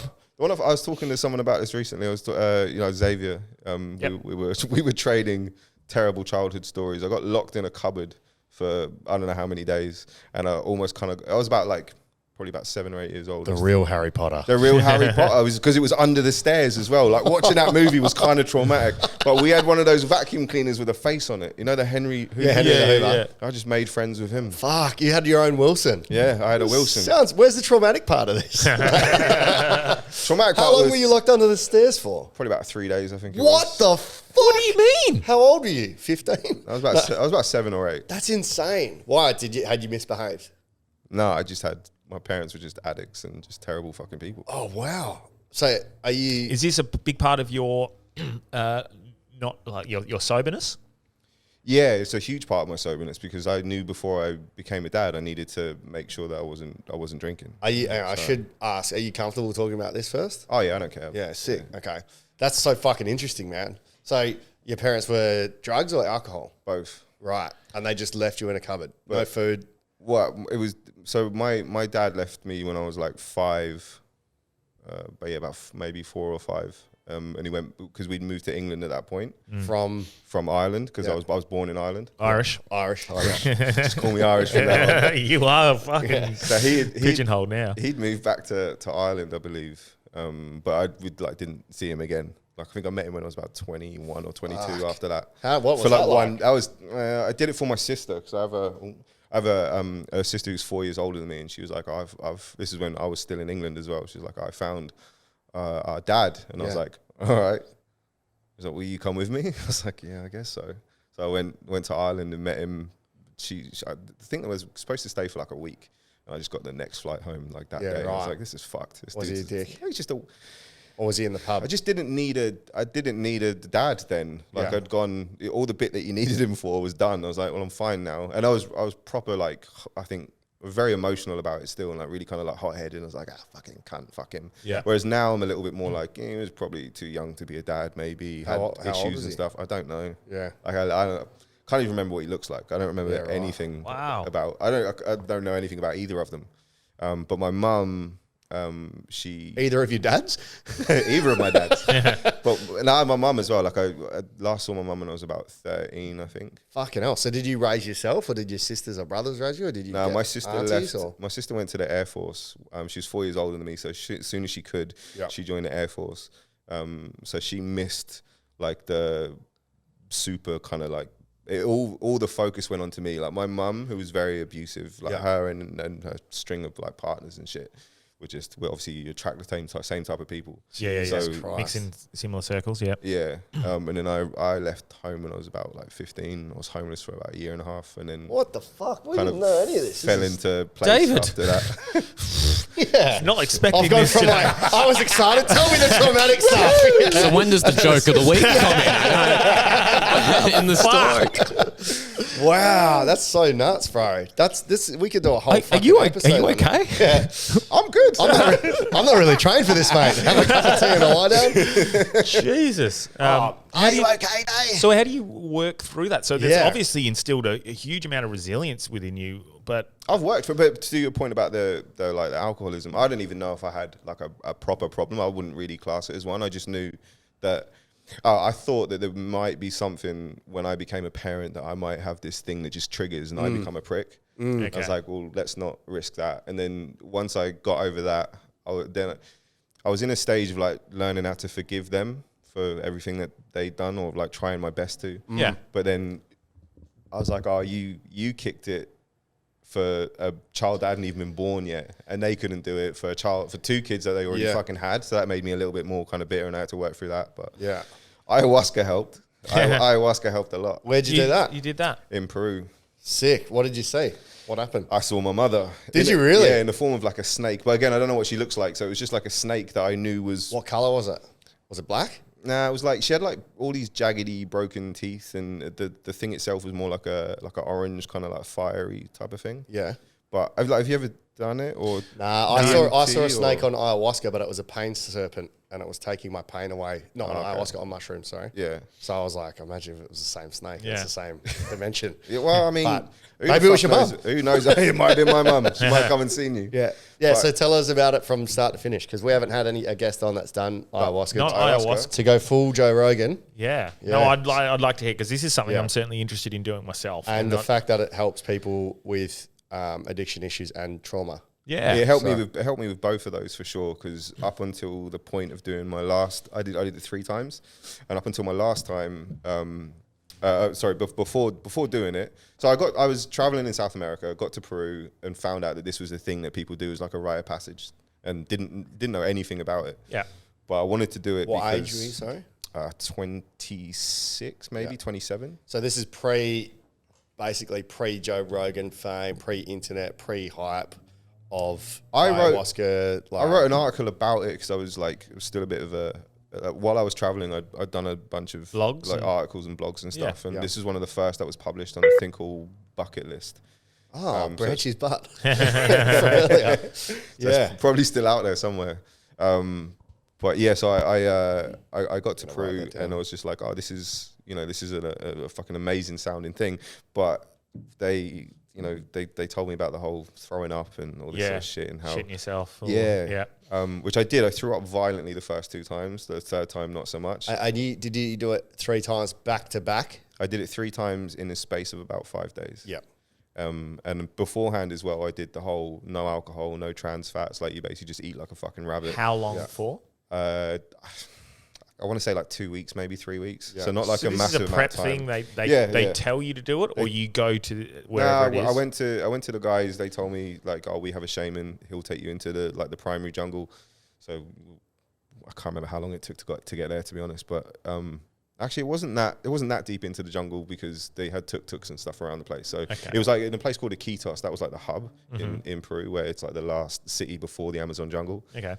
So it's maybe like a day trip from there into the jungle. Well, considering how much deforestation is, it's probably a long way away. There's probably highways there. Yeah. But yeah. Okay. So I went with him, and we do the whole, he starts off in this massive fucking cauldron and reduces it down to this syrup that fits into like half a Coke bottle. Fuck. And it's the most disgusting thing ever. Yeah. But it's crazy because I've never done drugs before or since, really.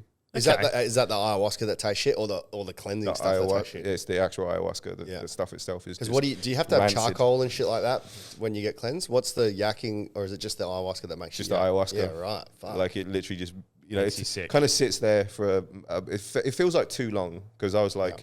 This is supposed to be the most potent form of DMT like known to man. Yeah. And it's doing nothing. Yeah. And then suddenly, all of a sudden, you just throw up, and then you feel like, okay, that doesn't feel great. Yeah. And then I remember so distinctively thinking that my arms had melted into the floor. That's sick. And all that had happened was because I was sat down like on the floor. All that happened, I just slid down to my elbows. But I was like, oh, so I don't have forearms and hands anymore. I went, that's cool. Bob. You just accept it. Yeah.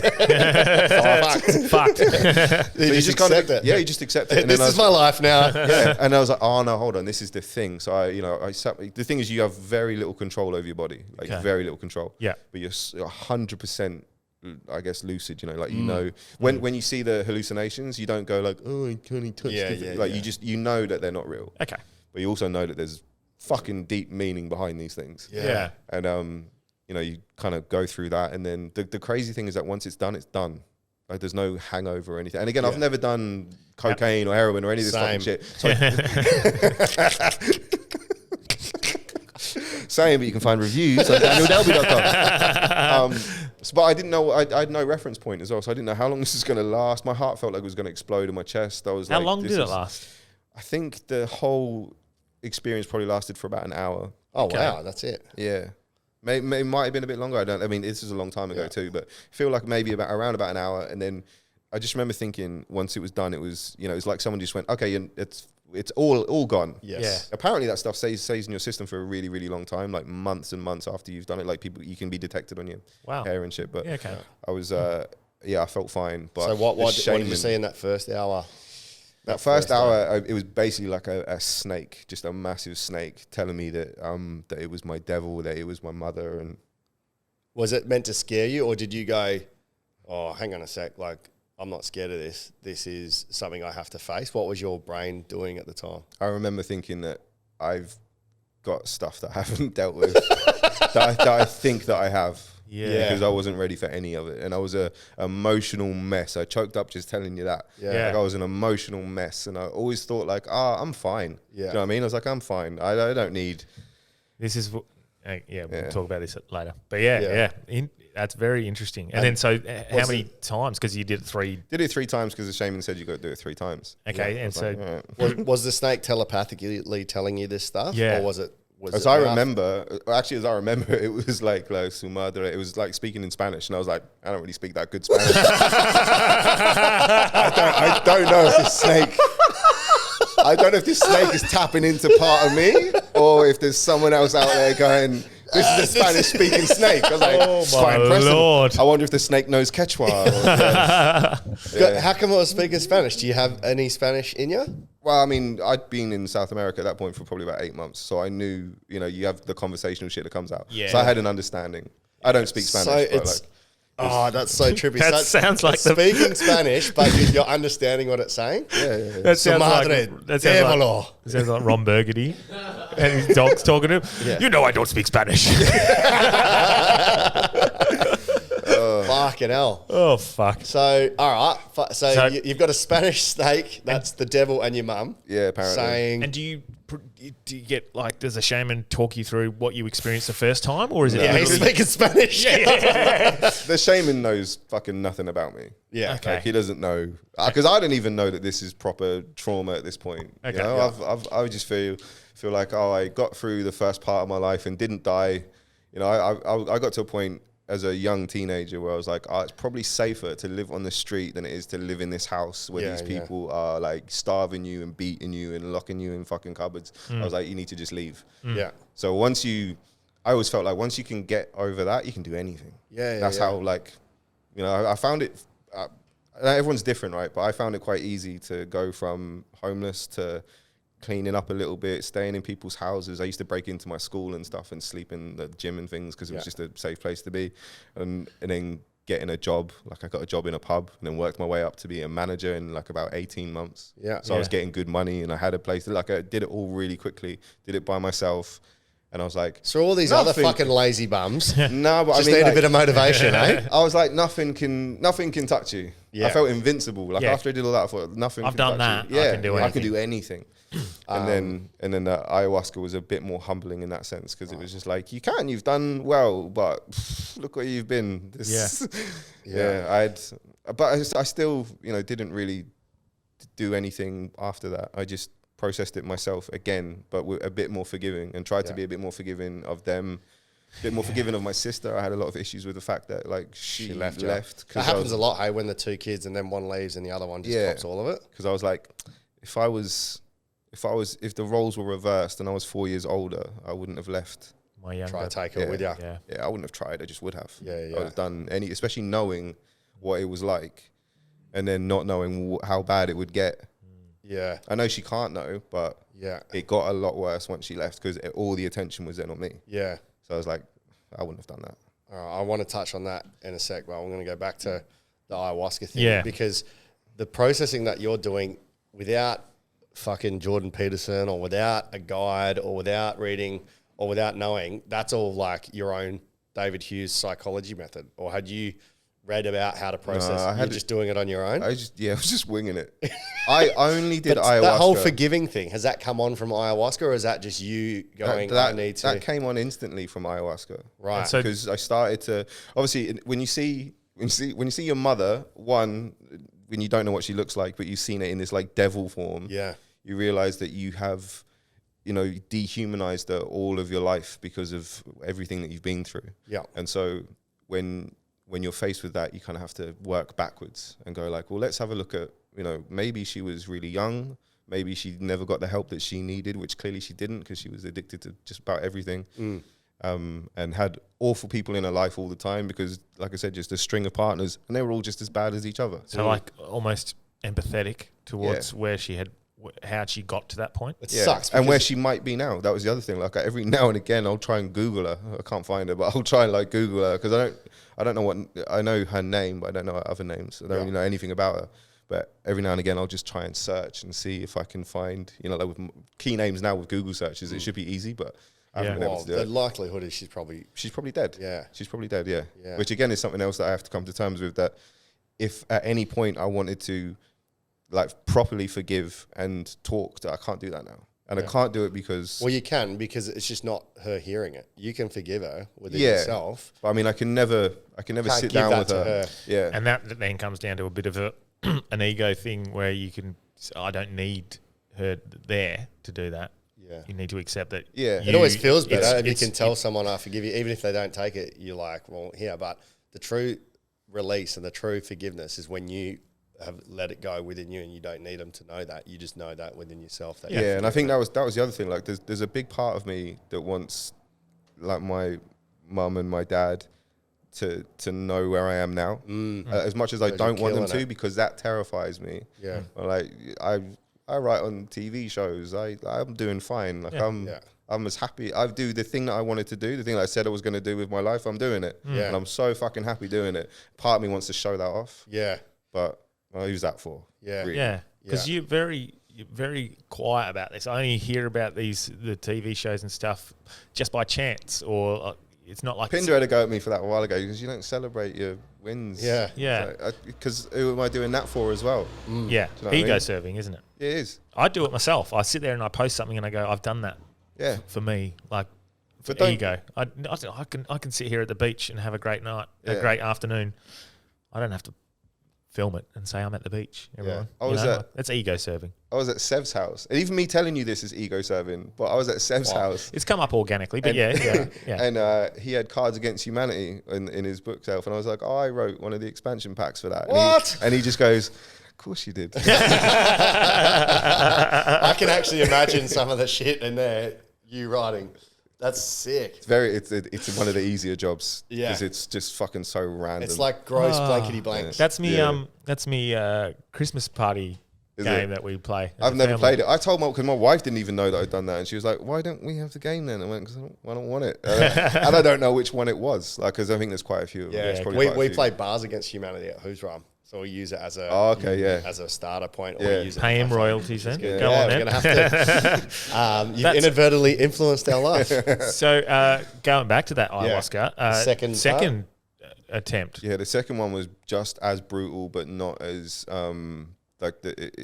physically it wasn't as brutal because I had a reference point at that stage, you know? But it was still pretty much the same kind of thing with a few more. I had one of my close friends, more so at the time, was stood next to me in that trip. Like he wasn't there, but he was in the caring, carer sort of thing. And every time I looked like to my left, I could see his trainers, and I kind of knew that he was there, and that felt comforting. Yeah, okay. That it was. I kind of took that as a like you're not alone.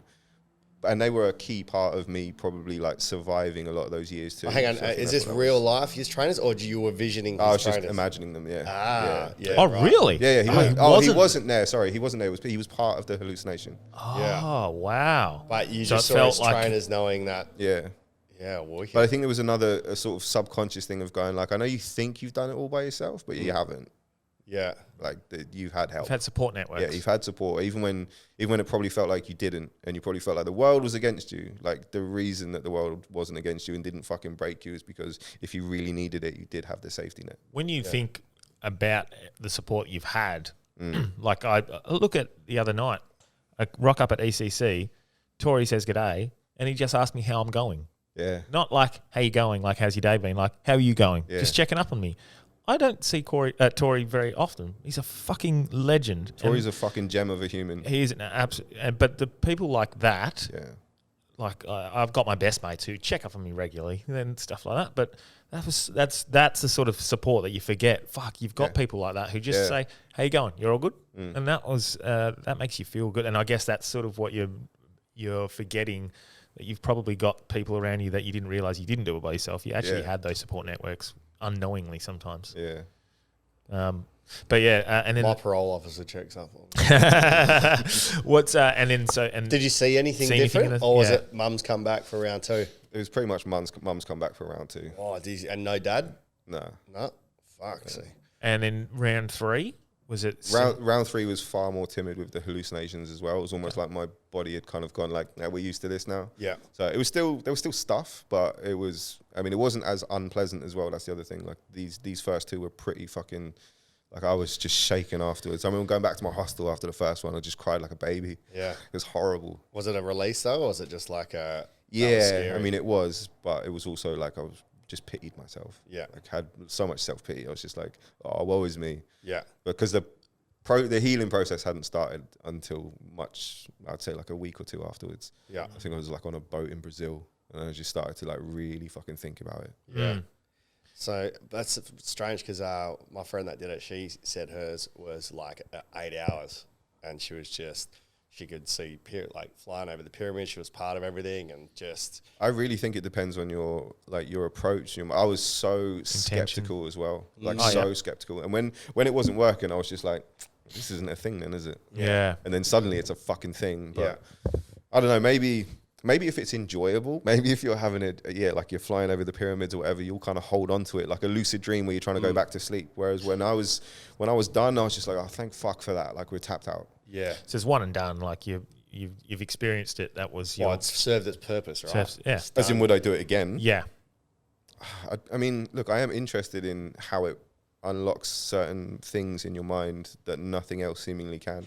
That does really interest me. Now that you've done all that, it could be a cool thing to go and enjoy rather than... That's the thing, it might be. Let's do a Hard Yarns Peru trip, man. 100%. I'm so down because there's Aboriginal shamans that do it here too. Are they? Yeah, we're one of the only places in the world that you can do it as well. Have you got the hookup? I've heard that, yeah. I can try and suss one. Yeah, let's do it. Yeah. Let's just do a local Hard Yarns. 100%. Here's the thing, and I don't know how it's done here, but I've seen other places around South America where they do it, and they like I saw one. It was like a documentary, like on the hunt for ayahuasca or whatever. Yeah. Years after I did it, and the guy is drinking like liters of the stuff. He's drinking bottles of this stuff, and I was like, okay, I can already tell that it's not, because the stuff I had is like a syrup. Yeah. Right? It's like Coke syrup from the from the post mix gun. Yeah. So it definitely wasn't drinking that. But I was thinking, if it's anywhere like the taste and smell, like I don't know how you're drinking that much. You would just, that's the thing that would make you vomit. Yeah. Just having to drink that much of it. What's the because I know I can't remember who said it. Someone was like, if Aboriginal people did have that, after everything that colonizers have done to them, they're not fucking sharing it with. Yeah, well, they don't want to. Yeah. Yeah. So what are the odds that 3 white dudes can get? You just need the in. You just need the in, and then they're like, "Fucking, let's go, let's go." Yeah, it's definitely something I'm very interested in doing. I would love to do it locally because if you're born here, it would almost be more to the land. And I mean, I have to tell you, doing it in a jungle surrounded by fucking ocelots and shit, and the noises that the jungle makes at nighttime it's the most beautiful thing ever. Like it's fucking incredible. Well, so even just going, I'm assuming it'd be rural. You'd have to go sort of deep bush or something like that. I think you'd want to be able to look up and see the stars. Last night, literally last night, so I got home late last night from Meriden, and it's only 4 hours, 3.5 hours away. But the light pollution is a lot different. Stopped like half an hour out of Meriden. We're like, fuck, quick, need a piss actually. So quick piss stop, pull off on the side of the road, and I looked up, and I might have seen this earlier in my life that I can't quite remember perfectly, but first time I've ever seen like the Milky Way. Oh, it's amazing. I used to live so sick. I used to live in Bakers Hill. I used to work and live in when I first got here, I got a job on a farm up in Bakers Hill. That's like less than an hour from here. Yeah. And you can see the night sky perfectly. Like, every night the Milky Way just streaking across. Yeah. But I'd never seen the milky part of the Milky Way. And I was it looks like God's vagina. It's like this fucking beautiful slit. And what do you have to say about that, God? I can only imagine like what you'd be thinking and seeing if you were on ayahuasca and seeing these things, or would you even see it? Would you? No, you probably wouldn't see it. No, not at the time, but like afterwards.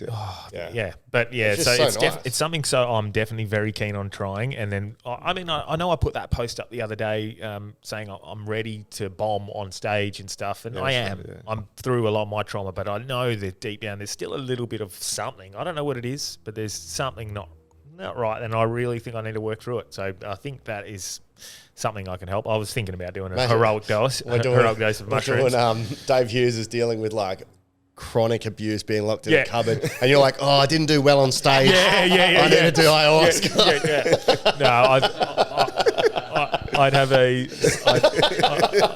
a strange feeling that it was nothing to do with stage. Yeah. But there's something there.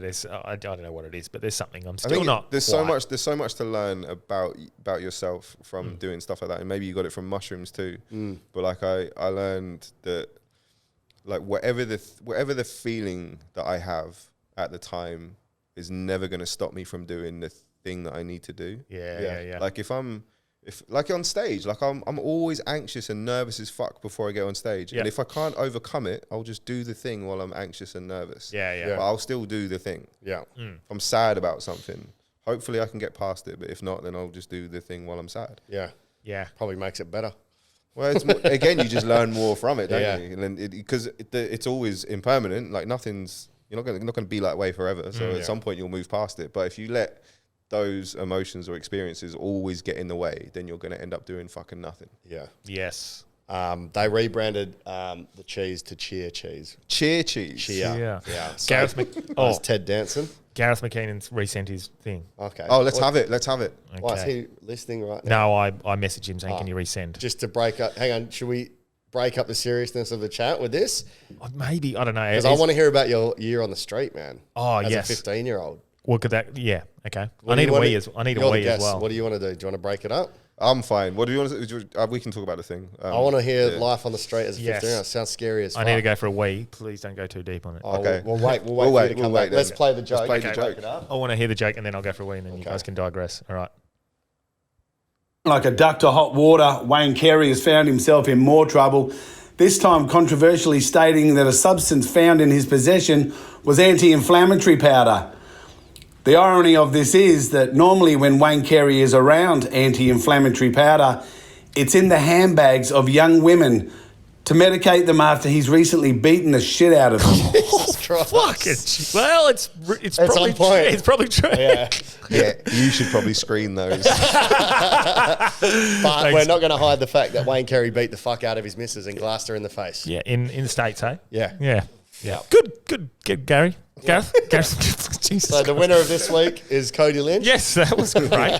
Yeah, I'll go for a wee. Do a wee and a poo. While we're waiting for it, boys, what should we make the next topic? to joke on? Yeah, like child abuse. No, the pro-life or abortion because of the Hawthorn Footy Club thing, or what do you have great jokes on so you can win it? I have great jokes on everything, Delby. You That's know me. true, yeah. Do whatever you feel is appropriate for your listeners. Yeah. Probably the football thing, right? I think maybe the abortion one. Yeah, I like the abortion one. We'll go. Next week topic is abortion. Anyone that listens can. Is it just abortion as a whole? As a whole. Oh fuck. Or as a 3 months, whatever. So anything to do with abortion, pro-life, against life. Submit your jokes. It's better if you do a voice note like Cody and Gareth did. But if you want to write it, just write it in a message to us because I quite like that. Adds a little bit of flavour. I don't know. I think it's great that you play them like on air. Yeah. But I mean, sometimes possibly that's going to backfire. Yeah, but it's funny if it backfires. Yeah. I think it's good content. Yeah. Because how fucking awkward could it be if they're like, fucking, I fucked the dead baby. They're like, what? Wicked. We're going to use this. Got to remember though, shadow banning is a real thing. Oh, fuck. Yeah. Yeah, but if we don't upload that clip, Yeah. all good. We won't be shadow banned from Spotify. And if we put it as a full hour on YouTube. But I got kicked off Spotify just for talking about Shrek's dick too much. Are you serious? I don't know. They never gave me a reason. They never gave me a reason. What They do you kicked you mean? off oh yeah, because you. So my old podcast that Yeah. it was available on Spotify for a while, and then they just took it down. Is that because you stopped putting it up? No. While I was doing it. That's insane. What? And a lot of the traffic was coming through Spotify as well, because the only reason I put it on there is because it was only on Apple and the host, which I think was it was always been Podbean. Yeah. And it was doing fine. Like the numbers were good. It's just the David Hughes podcast. Yeah. Very egotistical. Yeah. and then there was, because with the social media thing, so many people were like, when's it on Spotify? I was like, fuck me, I should probably do it because this is negating from listenership. And I did it, and then it was up for about 3 or 4 weeks, and then Spotify took it down. Did you review it or anything? I appealed it, I think, but like I just thought, I was kind of like, fuck them, and this is kind of funny as well. Yeah, because I was able to double down on the whole. For ages, I was just like, Spotify can suck the back of my dick. Like, I'll fuck them. Shrek's dick. Yeah, I think. Yeah. Maybe that's why they took you up. Yeah. No shit. This was afterwards, Jamal. So is that like? How do you suck the back of a dick? Exactly. Like deep throat, or you come from the other way? Well, I love that because it's the idea that you can suck the back and like neglect the rest. Yeah, you'd have to come in from the side. You'd have to come in from the side, or have a big mouth and a little dick and just lips. Yeah, lips on the very back, but not touch any of the rest. Yeah, so it's just more like that wouldn't even feel. I mean, but it always feels good because someone's for footage, touching. DanielDelby.com. But because you've For got inchage. Dad, get out of here. So This guy is gets it because you had so many followers on Twitter, Yeah. and a lot of them came over. You probably had a lot of listeners compared to us. So maybe like that Spotify went, whoa, this cunt's fucking saying some pretty controversial things. We've got to About Shrek's dick, which we all know was important. But that's the thing. Like, I didn't touch on the controversial stuff at all. I literally, I basically decided that it would be fun to just sit down for half an hour and just talk about whatever the fuck was on my mind. And Bill Burr Monday. Basically, it was inspired by the Monday morning podcast. I thought, if he can do it, I can do it because I'm just as good as him. I thought that's the format that I like. Yeah. So I thought, like, fuck it, I'll just do that. And they just took it down. Yeah. Fuck, how are we not being taken down? I don't know. What? Don't say that, please. Yeah. Don't manifest it. Yeah, Jesus. What was your best Shrek's dick joke? No, that's the thing. They weren't jokes. It was just I would just basically like Speaking of swamp donkeys, just mull over the idea of like I don't know like what his cum would be like, or if his dick was the same color as the rest of him, like that sort of stupid shit. Yeah, but what would his cum be like?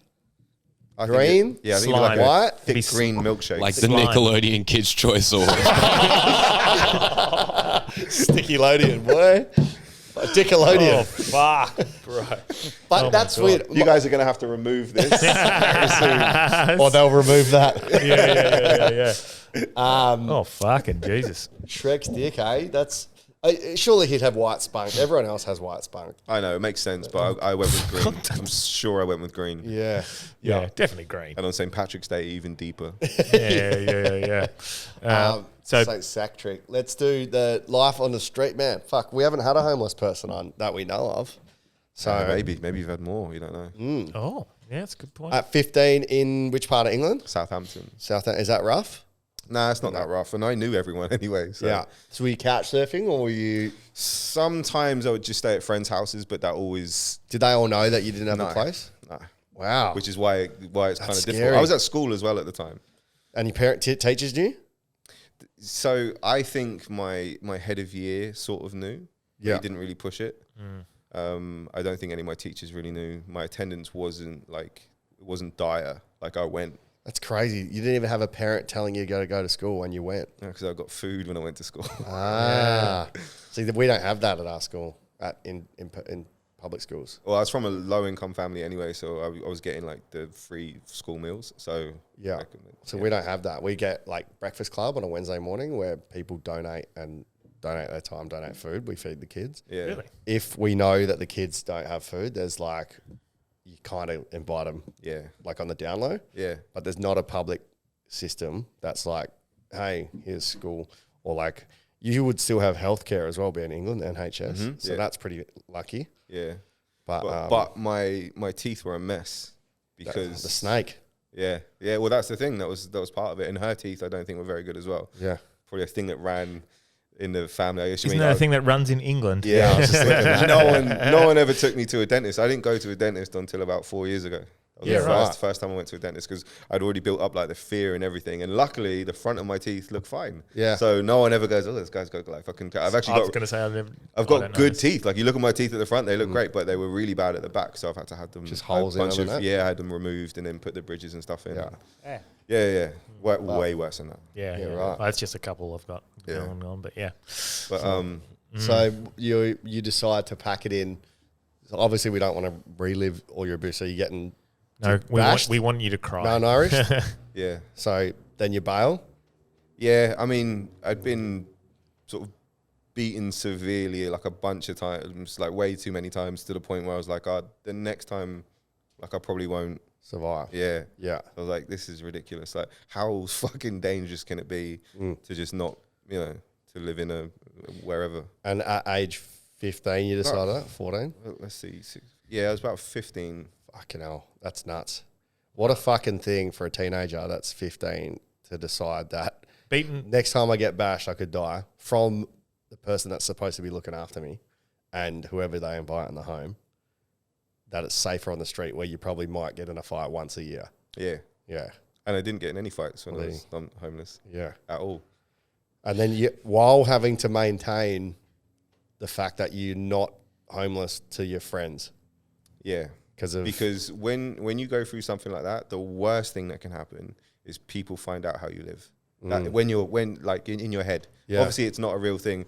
Talk about it now, but I wouldn't have had this conversation when it was happening or even in the years afterwards because the shame of it. That was the big thing. You know what's crazy is one of your mates would have gone, bro, come and stay at mine. Yeah. Come crash on the couch. My mum took in, we had like 7 different kids live with us from when I was 14 to 18. Yeah. And as soon as we found out, we were poor, but mum would be like, get them here, put them on a couch, fucking put them on a mattress in your room. And my friends' parents knew, like to an extent. Like I never told them, they never really pushed, but I was there for some meals and stuff, and I would stay around probably more than is normal. Yeah. And they never questioned it. They never, do you know what I mean? Like, well, surely they'd, they have some sort of an idea. Yeah. Oh, yeah. They would have had some sort of look an at idea. this kid with no teeth. Yeah. Look at this kid who like we've never seen where he lives. Yeah. He's been in our sons' lives for like as long as we've known. Yeah. But like we've never seen where he lives. We don't know his parents. Yeah. We don't even know their fucking names or whatever. Yeah. And is it like your neighborhood, was it a one where everyone knows it? No. So it's all spread out. Yeah. So what's your first day on the street? What's that like? Was it first day on the street or first day at a mate's house and then you slept at the gym at your school, or the first time like sleeping outside was made sure it was the summer. This is like Ed Sheeran's origin story. Is it? Yeah, he went down and slept rough for a year. Oh, did he? Yeah, don't know if he just decided to do it, but from Bristol or I don't know. He went to London. Yeah, I think he's from Bristol. I think he's from Bristol. And he'd sleep on the train or he'd just sleep wherever. Just because he wanted to play music, not because he was getting bashed. Yeah, but yeah, yours is a little bit more. A bit more sinister. More A-team, the real life A-team. Class A-team. So the first time you sleep outside, summer. Must be a life change. Well, not a life changing. Well, that'd be fucking scary. You don't really sleep too much anyway. So okay. Then, adrenal glands would be fucking pumping. Yeah, everything is, and you're just constantly thinking. I remember having like my bag, like my school bag, and we like whatever I had in it. I don't really remember. It was a fucking long time ago. I would just like fucking cradle that, and then be like, oh, you don't want to cradle it too much. You don't want people to think you've got something in there that's worth like being taken as well. That's the other thing. But I also just stayed away from like all the homeless spots around the city too. Like I stayed well clear of them because one, they just stink of piss. And I was like, it was mostly that I just didn't want to kind of like admit defeat and like tap out. So I was just, I'd stay in, we have a place called The Common, which is just like a big open like park stuff. But just sleep on the grass there. It's not even that bad. Yeah. Honestly, it's not even that bad. Yeah. Water fountains, toilets. Now I just use like a coat. Yeah. What about showering?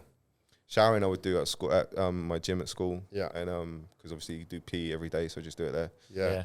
But I didn't, I'm young, I didn't shower every day anyway. Yeah. How do you wash your clothes?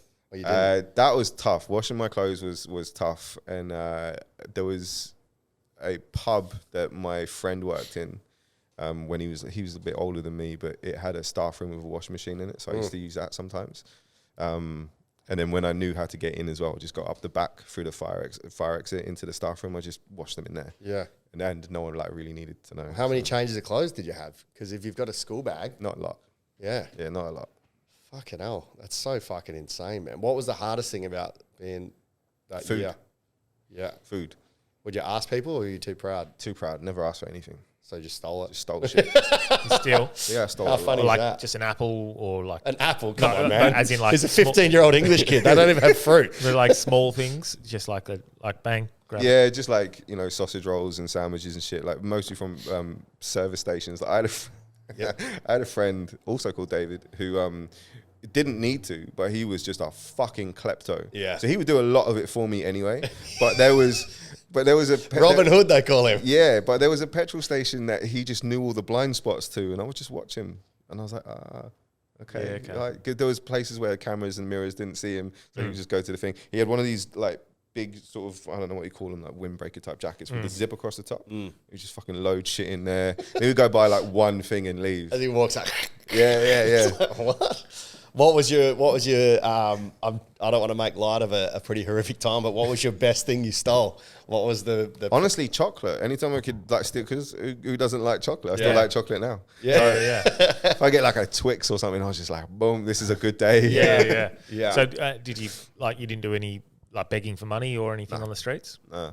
Because just bash cunts and took their wallet. The other thing was once you finish school, and again, because my family was like very low income and we were getting like free school dinners anyway. But once I finished school, I went to college, and college give you EMA or education maintenance allowance like every week. What is college like TAFE, or is that like high school?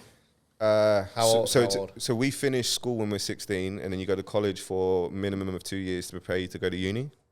Does everyone do that? No, you can drop out of school when you're done. We're 16, and then you're just done. Do you have a graduation ceremony at 16 from school to college, or is it a natural transition from school to college? It's just a recommended transition. Like if you take your GCSEs and turn them into A levels and AS levels, and then you take them and you go to university. So you got good enough grades to do college, or everyone goes to college? I had to resit a bunch of stuff. Yeah. So how did you prepare for that when you didn't have anywhere to prepare? That's why my exams were so bad. Yeah. Like the only thing that I did well in was English language and literature. Yeah. I failed like science and maths. I did fine in PE. I failed history. Actually, I failed all my humanities apart from RE, like religious studies, because I was just fascinated. Jesus. I was just fascinated with stories. That's all it was.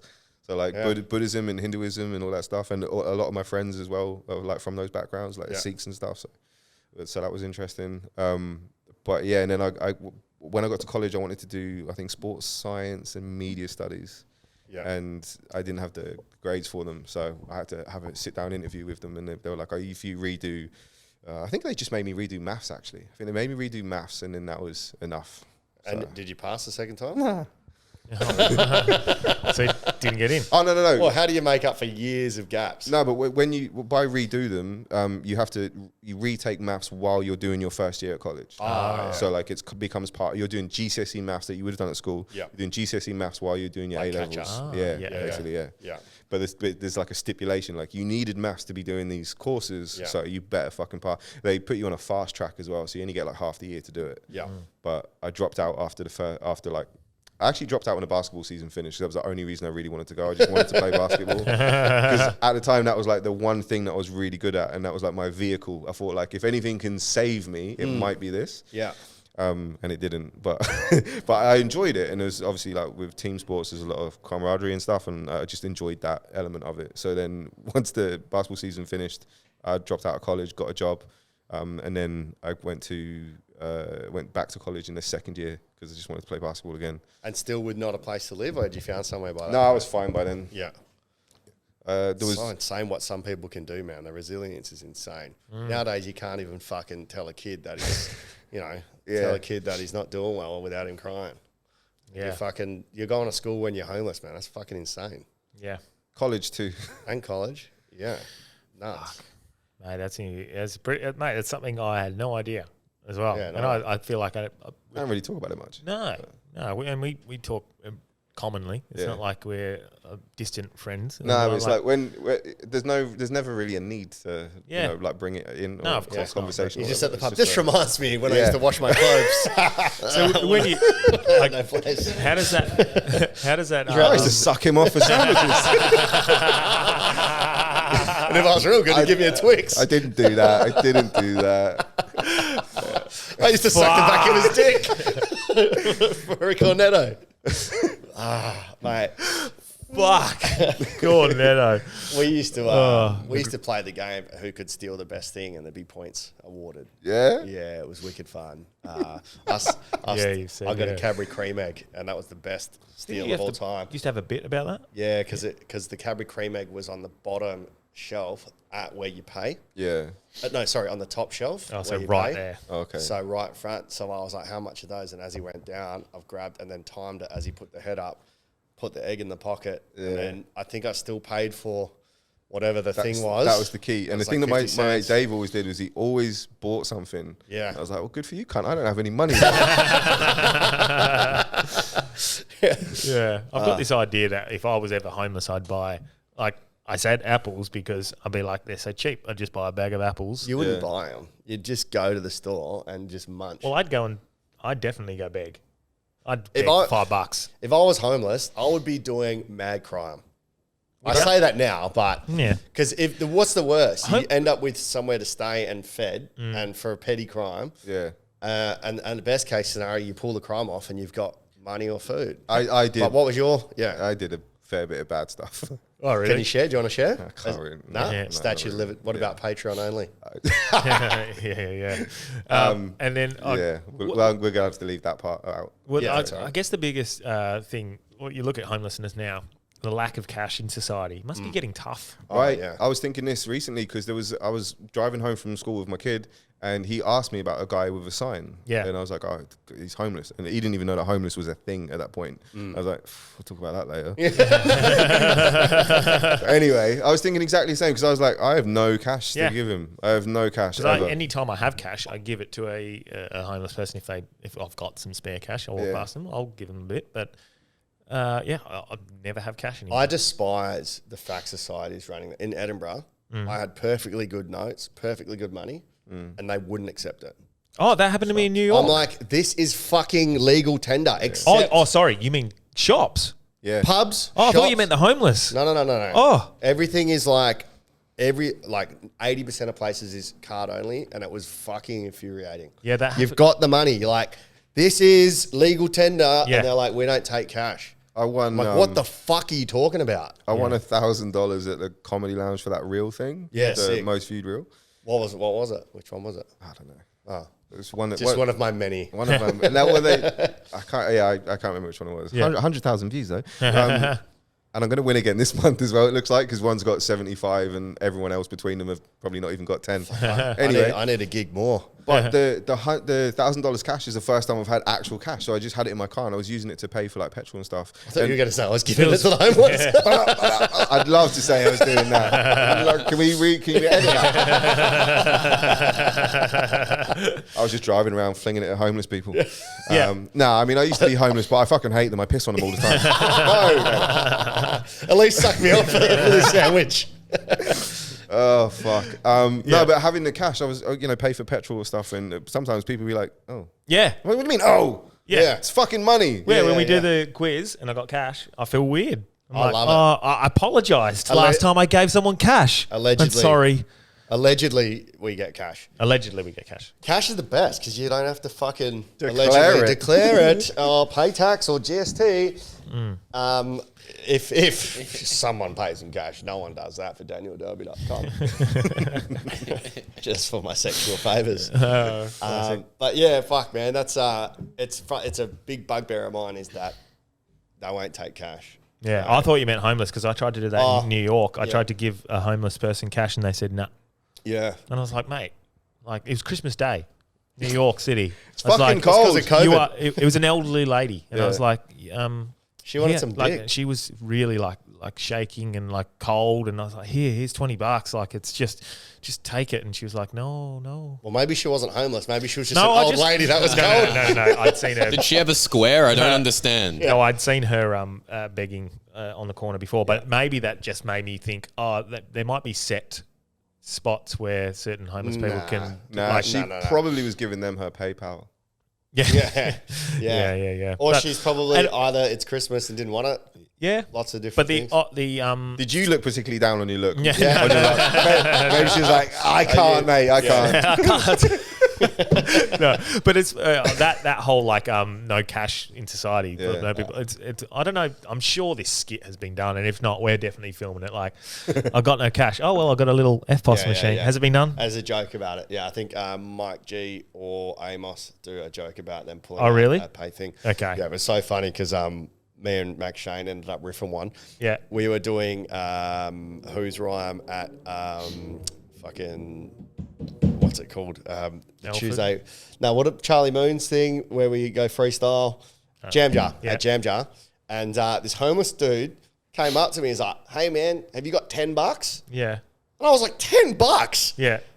$10? Yeah. Like you lead with 10. Yeah. I've never been asked by a homeless guy. I was flabbergasted. I was like, $10, bro. Usually people go, have you got $1? Yeah. I'm like, 10. Yeah. I go, the fact that you asked, I do. I was like, here's 10. And I was like, he's like, yeah, man, 10. I was like, fuck, yeah, of course. Yes. I was so like shocked at that high amount. I was like, maybe he's done that in the past and it's worked like that. Yeah. And then Max Shane's like, man, next he was like, excuse me, just wondering if you have any tips for the Hot 500 or the top shares. Yeah. I'm like, yeah, these cunts are getting full brazen, man. Then pull out the thing. But $10 is fuck all now, really. Mm-hmm. Yeah. Inflation. Yeah. It's fucking nothing. Yeah, it's fucking. And cost of living's going up. We're not getting any more money. Yeah. I'm getting fuckloads more money. What was the most scariest or heinous thing that you've seen on the street where you were like, oh, this is, or was it just not bad? It wasn't that bad. It was more the stuff that I did. Yeah. To survive. Yeah. Did you get any girls, man? Could you pull when you had nowhere to live? Nah. I didn't. I lost my virginity when I was, I think, 18 or 19. To a homeless man? To a homeless man, yeah. For a sandwich? No, I was and then he so said, fucking horny. Get out of here. I was so horny all the time. I think I walked into a couch and just bumped it and went, done. Yeah, how do you wank when you're homeless? You have to do public. Yeah, toilets and shit. Yeah. Nice. You're right. I'm feeling Randy. The real bang. The real issues. The big issue. The real issue. The big tissue is nutrition and hygiene. Yeah. They just fucking go to shit. Yeah. Because you're just eating whatever you can. This is why I said I'd get an apple. I would go to. Do you know how much buy apples. I used to eat off people's plates when I worked at fucking cafe? If I didn't have a job or food, I would just go to a cafe and fucking grab what's on people's plates and eat it, man. Yeah, if I didn't have a legal address for them to send shit to, I'd just be taking shit from everywhere. Yeah. The amount of food that gets wasted on a plate that's perfectly good. Yeah. I just think if I didn't have that, like any money or income, I would just be walking in, grabbing it, and walking out, or at least like be presentable, trying to, because I know it's easier said than done. Yeah. But like try and have a shower, not stink, walk in, grab some fucking food, and then fuck off. Yeah. Did you have lockers at your school? Yeah. Yeah. So that would have made it, because I had a friend that was pretty much in the same situation. Like his family were junkies and stuff. He taught me a lot about life. Like I used to think it couldn't get any worse than my upbringing. And then he was the universal lesson. Like, dude, at least you got, a family that loves you, man. Yeah. And he used to come to school and shower and put all his stuff in his locker. Same thing. So yeah, it's all context. That's where Dave's first place was. Where? Just locked in a locker. Just upgraded from I'll tell you, the Harry Potter thing was traumatic. When I watched that, I was like, are they taking the piss? Yeah. Where are my royalties for this fucking thing? Fucking hell. This episode has not gone where I thought it was going to go. Yeah. It's fucking very... Was there anything you wanted to discuss in particular? Me or to you? finish on? Well, you. Oh, you. Yeah. You or Hughes? I'm good. I've enjoyed talking to you fuckers. It's good. It's been good. Yeah. I think watching your progress over especially as someone who watches a fucking shitload of stand-up comedy, either filming or just being around the comedy rooms. Well, don't judge me on Tuesdays. Tuesdays was bad. But I got fucking judge him heckled off. No, but by that's the glass. I am judging fucking you. Collector. I am. No, I had the brand new fucking joke, and it was a short joke, and it was the one as well that I went, oh, this is going to go well. Yeah. I know, you know when you have one, you go, oh, this will do well. Yes. And then it doesn't. And it went fine, but like the setup got trampled on by the glass collector. And it's such a, it was, and he was just there cleaning up after Wayne Carey. Yeah, exactly. Someone got fucking bottled. Yeah. But that's what I am judging you off, that one, because that I could see was just new material and it was great. Like it was, as in you're workshopping and shit. But like the fact that it's there in that rawest form and you're starting there, that's where he spilled a glass in the setup. No, it was like putting them away or whatever. Like, I mean, you know ECC. It's just the bar is too fucking close and open and noisy. So like any noise that happens just gets picked up. I fucking love the place, but it's hard for me to film because I can get like 3 angles. Yeah, and that's it because I can't. It's hard to get some of the different parts of the crowd. And I love it because challenging to film.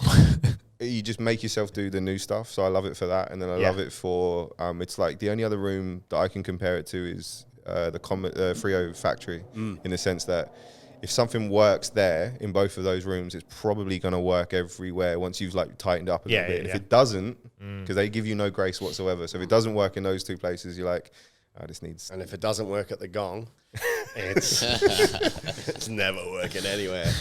But I won't judge you off any of that. I'm just going to watch Peter Hellier's jokes and judge you off them. I got to imagine that an English accent has written there. Fuck, perfect. Is there anything you want to plug before we finish? No, not really. No. If you are feeling down in your luck, you could always invest in Lucky Duck Racing. Yes. Have you got sponsors for it? We've got. They've given us a 5% of a horse, and if any listeners want to jump in as well. What's that, like the end of the tail? Yeah. So if it finishes first, we get the end bit. Yeah. But yeah, they've got literally from 1% all the way up to like a fucking. I think 1% is about $250 or something like that. It's not much. It's not too much. It's more about getting a free day at the races where you come down with the owners. With us. Oh, cool. With us. Yeah. It's I'm pretty cool. That is cool. To that. Yeah. But how do people get that then? What is the... So you go to Lucky Duck Racing or hit us up and we'll put you in touch. So I think 5%, depending on the horse, it's like $2,000 or $2.5 grand. Get on our one. Whole lot of Tasha. Yeah, 1% will be like 200. I don't know what it is. We should actually get those stats and let people know. It's not a lot. So people buying into it like shares in a horse? Yeah. And if it wins, you get a percentage of the wins. Yeah. But really, it's about getting down like big crew. Owner's Day, when it races, you're there. You watch it. It would be good to have a crew of Hard Yarns listeners and and on that, all wearing an EP t-shirt. On that, all of the Hard Yarns listeners that have been messaging me saying they want to be involved in the run. Thank you very much. We're definitely getting that on board. Me and Stevie are finalising the details. What's today? Is it Thursday? Thursday. On Saturday. So on Saturday morning, me and him are finalising the details. We're going to test a few runs and then we'll really get it out there. But thank you so much for a few people who have donated already. Burnsy and Paul Sanzoni, some very generous donations. And we got Jamie McFarlane has offered to drive the full thing. One of the Patreons. To be the support car. So that's slowly building slowly. Yeah. Nice, Nino's wants to run. A few mates from West Perth Footy Club. Well, Nino's fit because he's an umpire. Yeah, but he said the longest he's ever run is 8 kilometres. Yeah, that's all right. That's still fast. I think our shortest leg, sorry, Delby, is like 20. That's all right. No, 15, but that's the last leg. Okay, I'll run. I can't do the last leg because I've got wedding. Well, the last leg will be like 6 till 9. Yeah, I've got a wedding, so I'll we'll figure it out. Yeah. Whatever. Even if I run half of a leg, I can get 12 to 15K out pretty easy. I should be able to do 20. I'm just worried about having to go do the wedding after I've done. Well, the run's going to be basically, and I can't remember if Is it November 5th? Is that November right? 5th, yeah. And we're looking at starting about 6 o'clock, and I'd suggest it would take 15 hours. Could be less, but I'd say about 15 hours. And we start at about 6. I guess that means we finish about 9 at Trig. And it's going to go from Canning Dam down the hills to Guildford. We're going to go from Guildford along the Swan River down to Fremantle, from Fremantle to Trig. and that's the run. It's 100. And for those of us who kind of want to do it but don't, is there a bus route for that? Are your feet going to fare any better this time? No, I don't think so. Because your toenails fell off the last time. Yeah. So I remember watching it on your Instagram, just going, "Oh, what the fucking no!" When I ripped one off on Instagram, I got so many messages. Fuck you! I'm unfollowing you for that bullshit. I don't like feet, let alone fucking. Yeah. So I don't think they're going to fare very well because this would be more hard deck running. Yeah. And I think that's going to be more challenging on my feet. So I'd say I'll probably, instead of losing 3, I might lose I loved 5. The podcast after you did it. Oh, where you were talking about like your poor the preparation Reapers. and stuff. Yeah, it was on the Reapers, wasn't it? Yeah. Or were they on here? Yeah. And Whitey got obliterated. Yeah. And I didn't realise in hindsight, I didn't realise just how fucking hard a feat it was until Whitey was just like, mate, I don't think you understand. Like, it's a fucking long way. So now I don't, mate. I'm a lot more worried about mechanical failure. When I say mechanical, like body shutting down in certain ways, not my mental or perseverance of finishing. I'm far more worried about mechanical. Well, I think you'll get it done either way because you'll. At worst, you can walk. Yeah, and it's not sand. But that could be 20 hours. That could be a long walk. So it'll be a challenge, but we need to pick a day where I can try and do it with you when I don't have fucking because weddings. I'm just really worried because I've actually prepped in regards to weights and a bit of running similarly, a little more running, but this one weights and leg prep I've done. Yeah. But I'm just worried, what if I'm imbalanced? And like by not doing a proper program and doing it all correctly, I've actually just... You're going to fucking find out. Yeah, I've loaded up my fucking hammies too much and now my calves break down or something, using our quasi-sponsor, AI Health. Yes. I mean, sport. Well, Corey keeps saying, mate, you're a fuckhead. Yeah. Like, you've been saying this for 3 months and you still haven't come to me for a fucking program. You could have been doing a program. Well, he also said you weren't going to finish the Ultra, so... Yeah, fuck you, Corey. But, awesome. But aside from that, thank you to the listeners who have gotten back to us because that's awesome. Yeah. Cheers. So... All right. Thank you, David Hughes, for sharing your story. Thanks for having me. It's been a fucking pleasure. Fucking life, cunt. Cheers. Cheers, cunt. So future gigs, October 2nd, Who's Rhyme. Oh, yeah. Please support that and Teacher Comedy Night, October 5th. Which is on our website, tickets to that one. Fuck yeah. Did you know that? No. Your tickets to your show are on our website. That's amazing. I'm a clever little boy. Yeah. So check out hardyarns.com. Where is Who's Rhyme? Because you... had a couple of different locations recently, haven't you? Yeah, Elford, this one, the Elford Hotel. We cancelled the last one because they moved to Brownlow. We had 3 pre-sale, so it wasn't a good lead-up. Yeah. But the Hard Yarns. Not Hard Yarns podcast, the hardyarns.com. Yeah. Oh, I did have a great story about... or danieldelby.com. Youngie cashing out a $25,000 winning bet. What? On Crips. Youngie, Darren Young, cashed out $25,000 winning bet. He had $10 on Kerno for Coleman. Yep. Dacos for Rising Star. Mm-hmm. And then Crips for Brownlow. How much? Paying $25,000. And he's like, what do I do? I'm like, dude, ride it. Cash like, out ride on? it out. He cashed out for $1,900 during the count. While he was leading. Round 7... or round 10, he cashed out while he was leading. And I was like, what the fuck are you doing, bro? And yeah, he won, so he cost himself $23,000. Fuck. Yeah. Those Northampton boys, mate. He's Northampton? Yeah. The footy players. Oh, yeah. Cripps, Kennedy, Lacroix. Guns. Fucking, Yeah. Elite. Anyway, cheers. Thank you. We're good. Woo. Hey,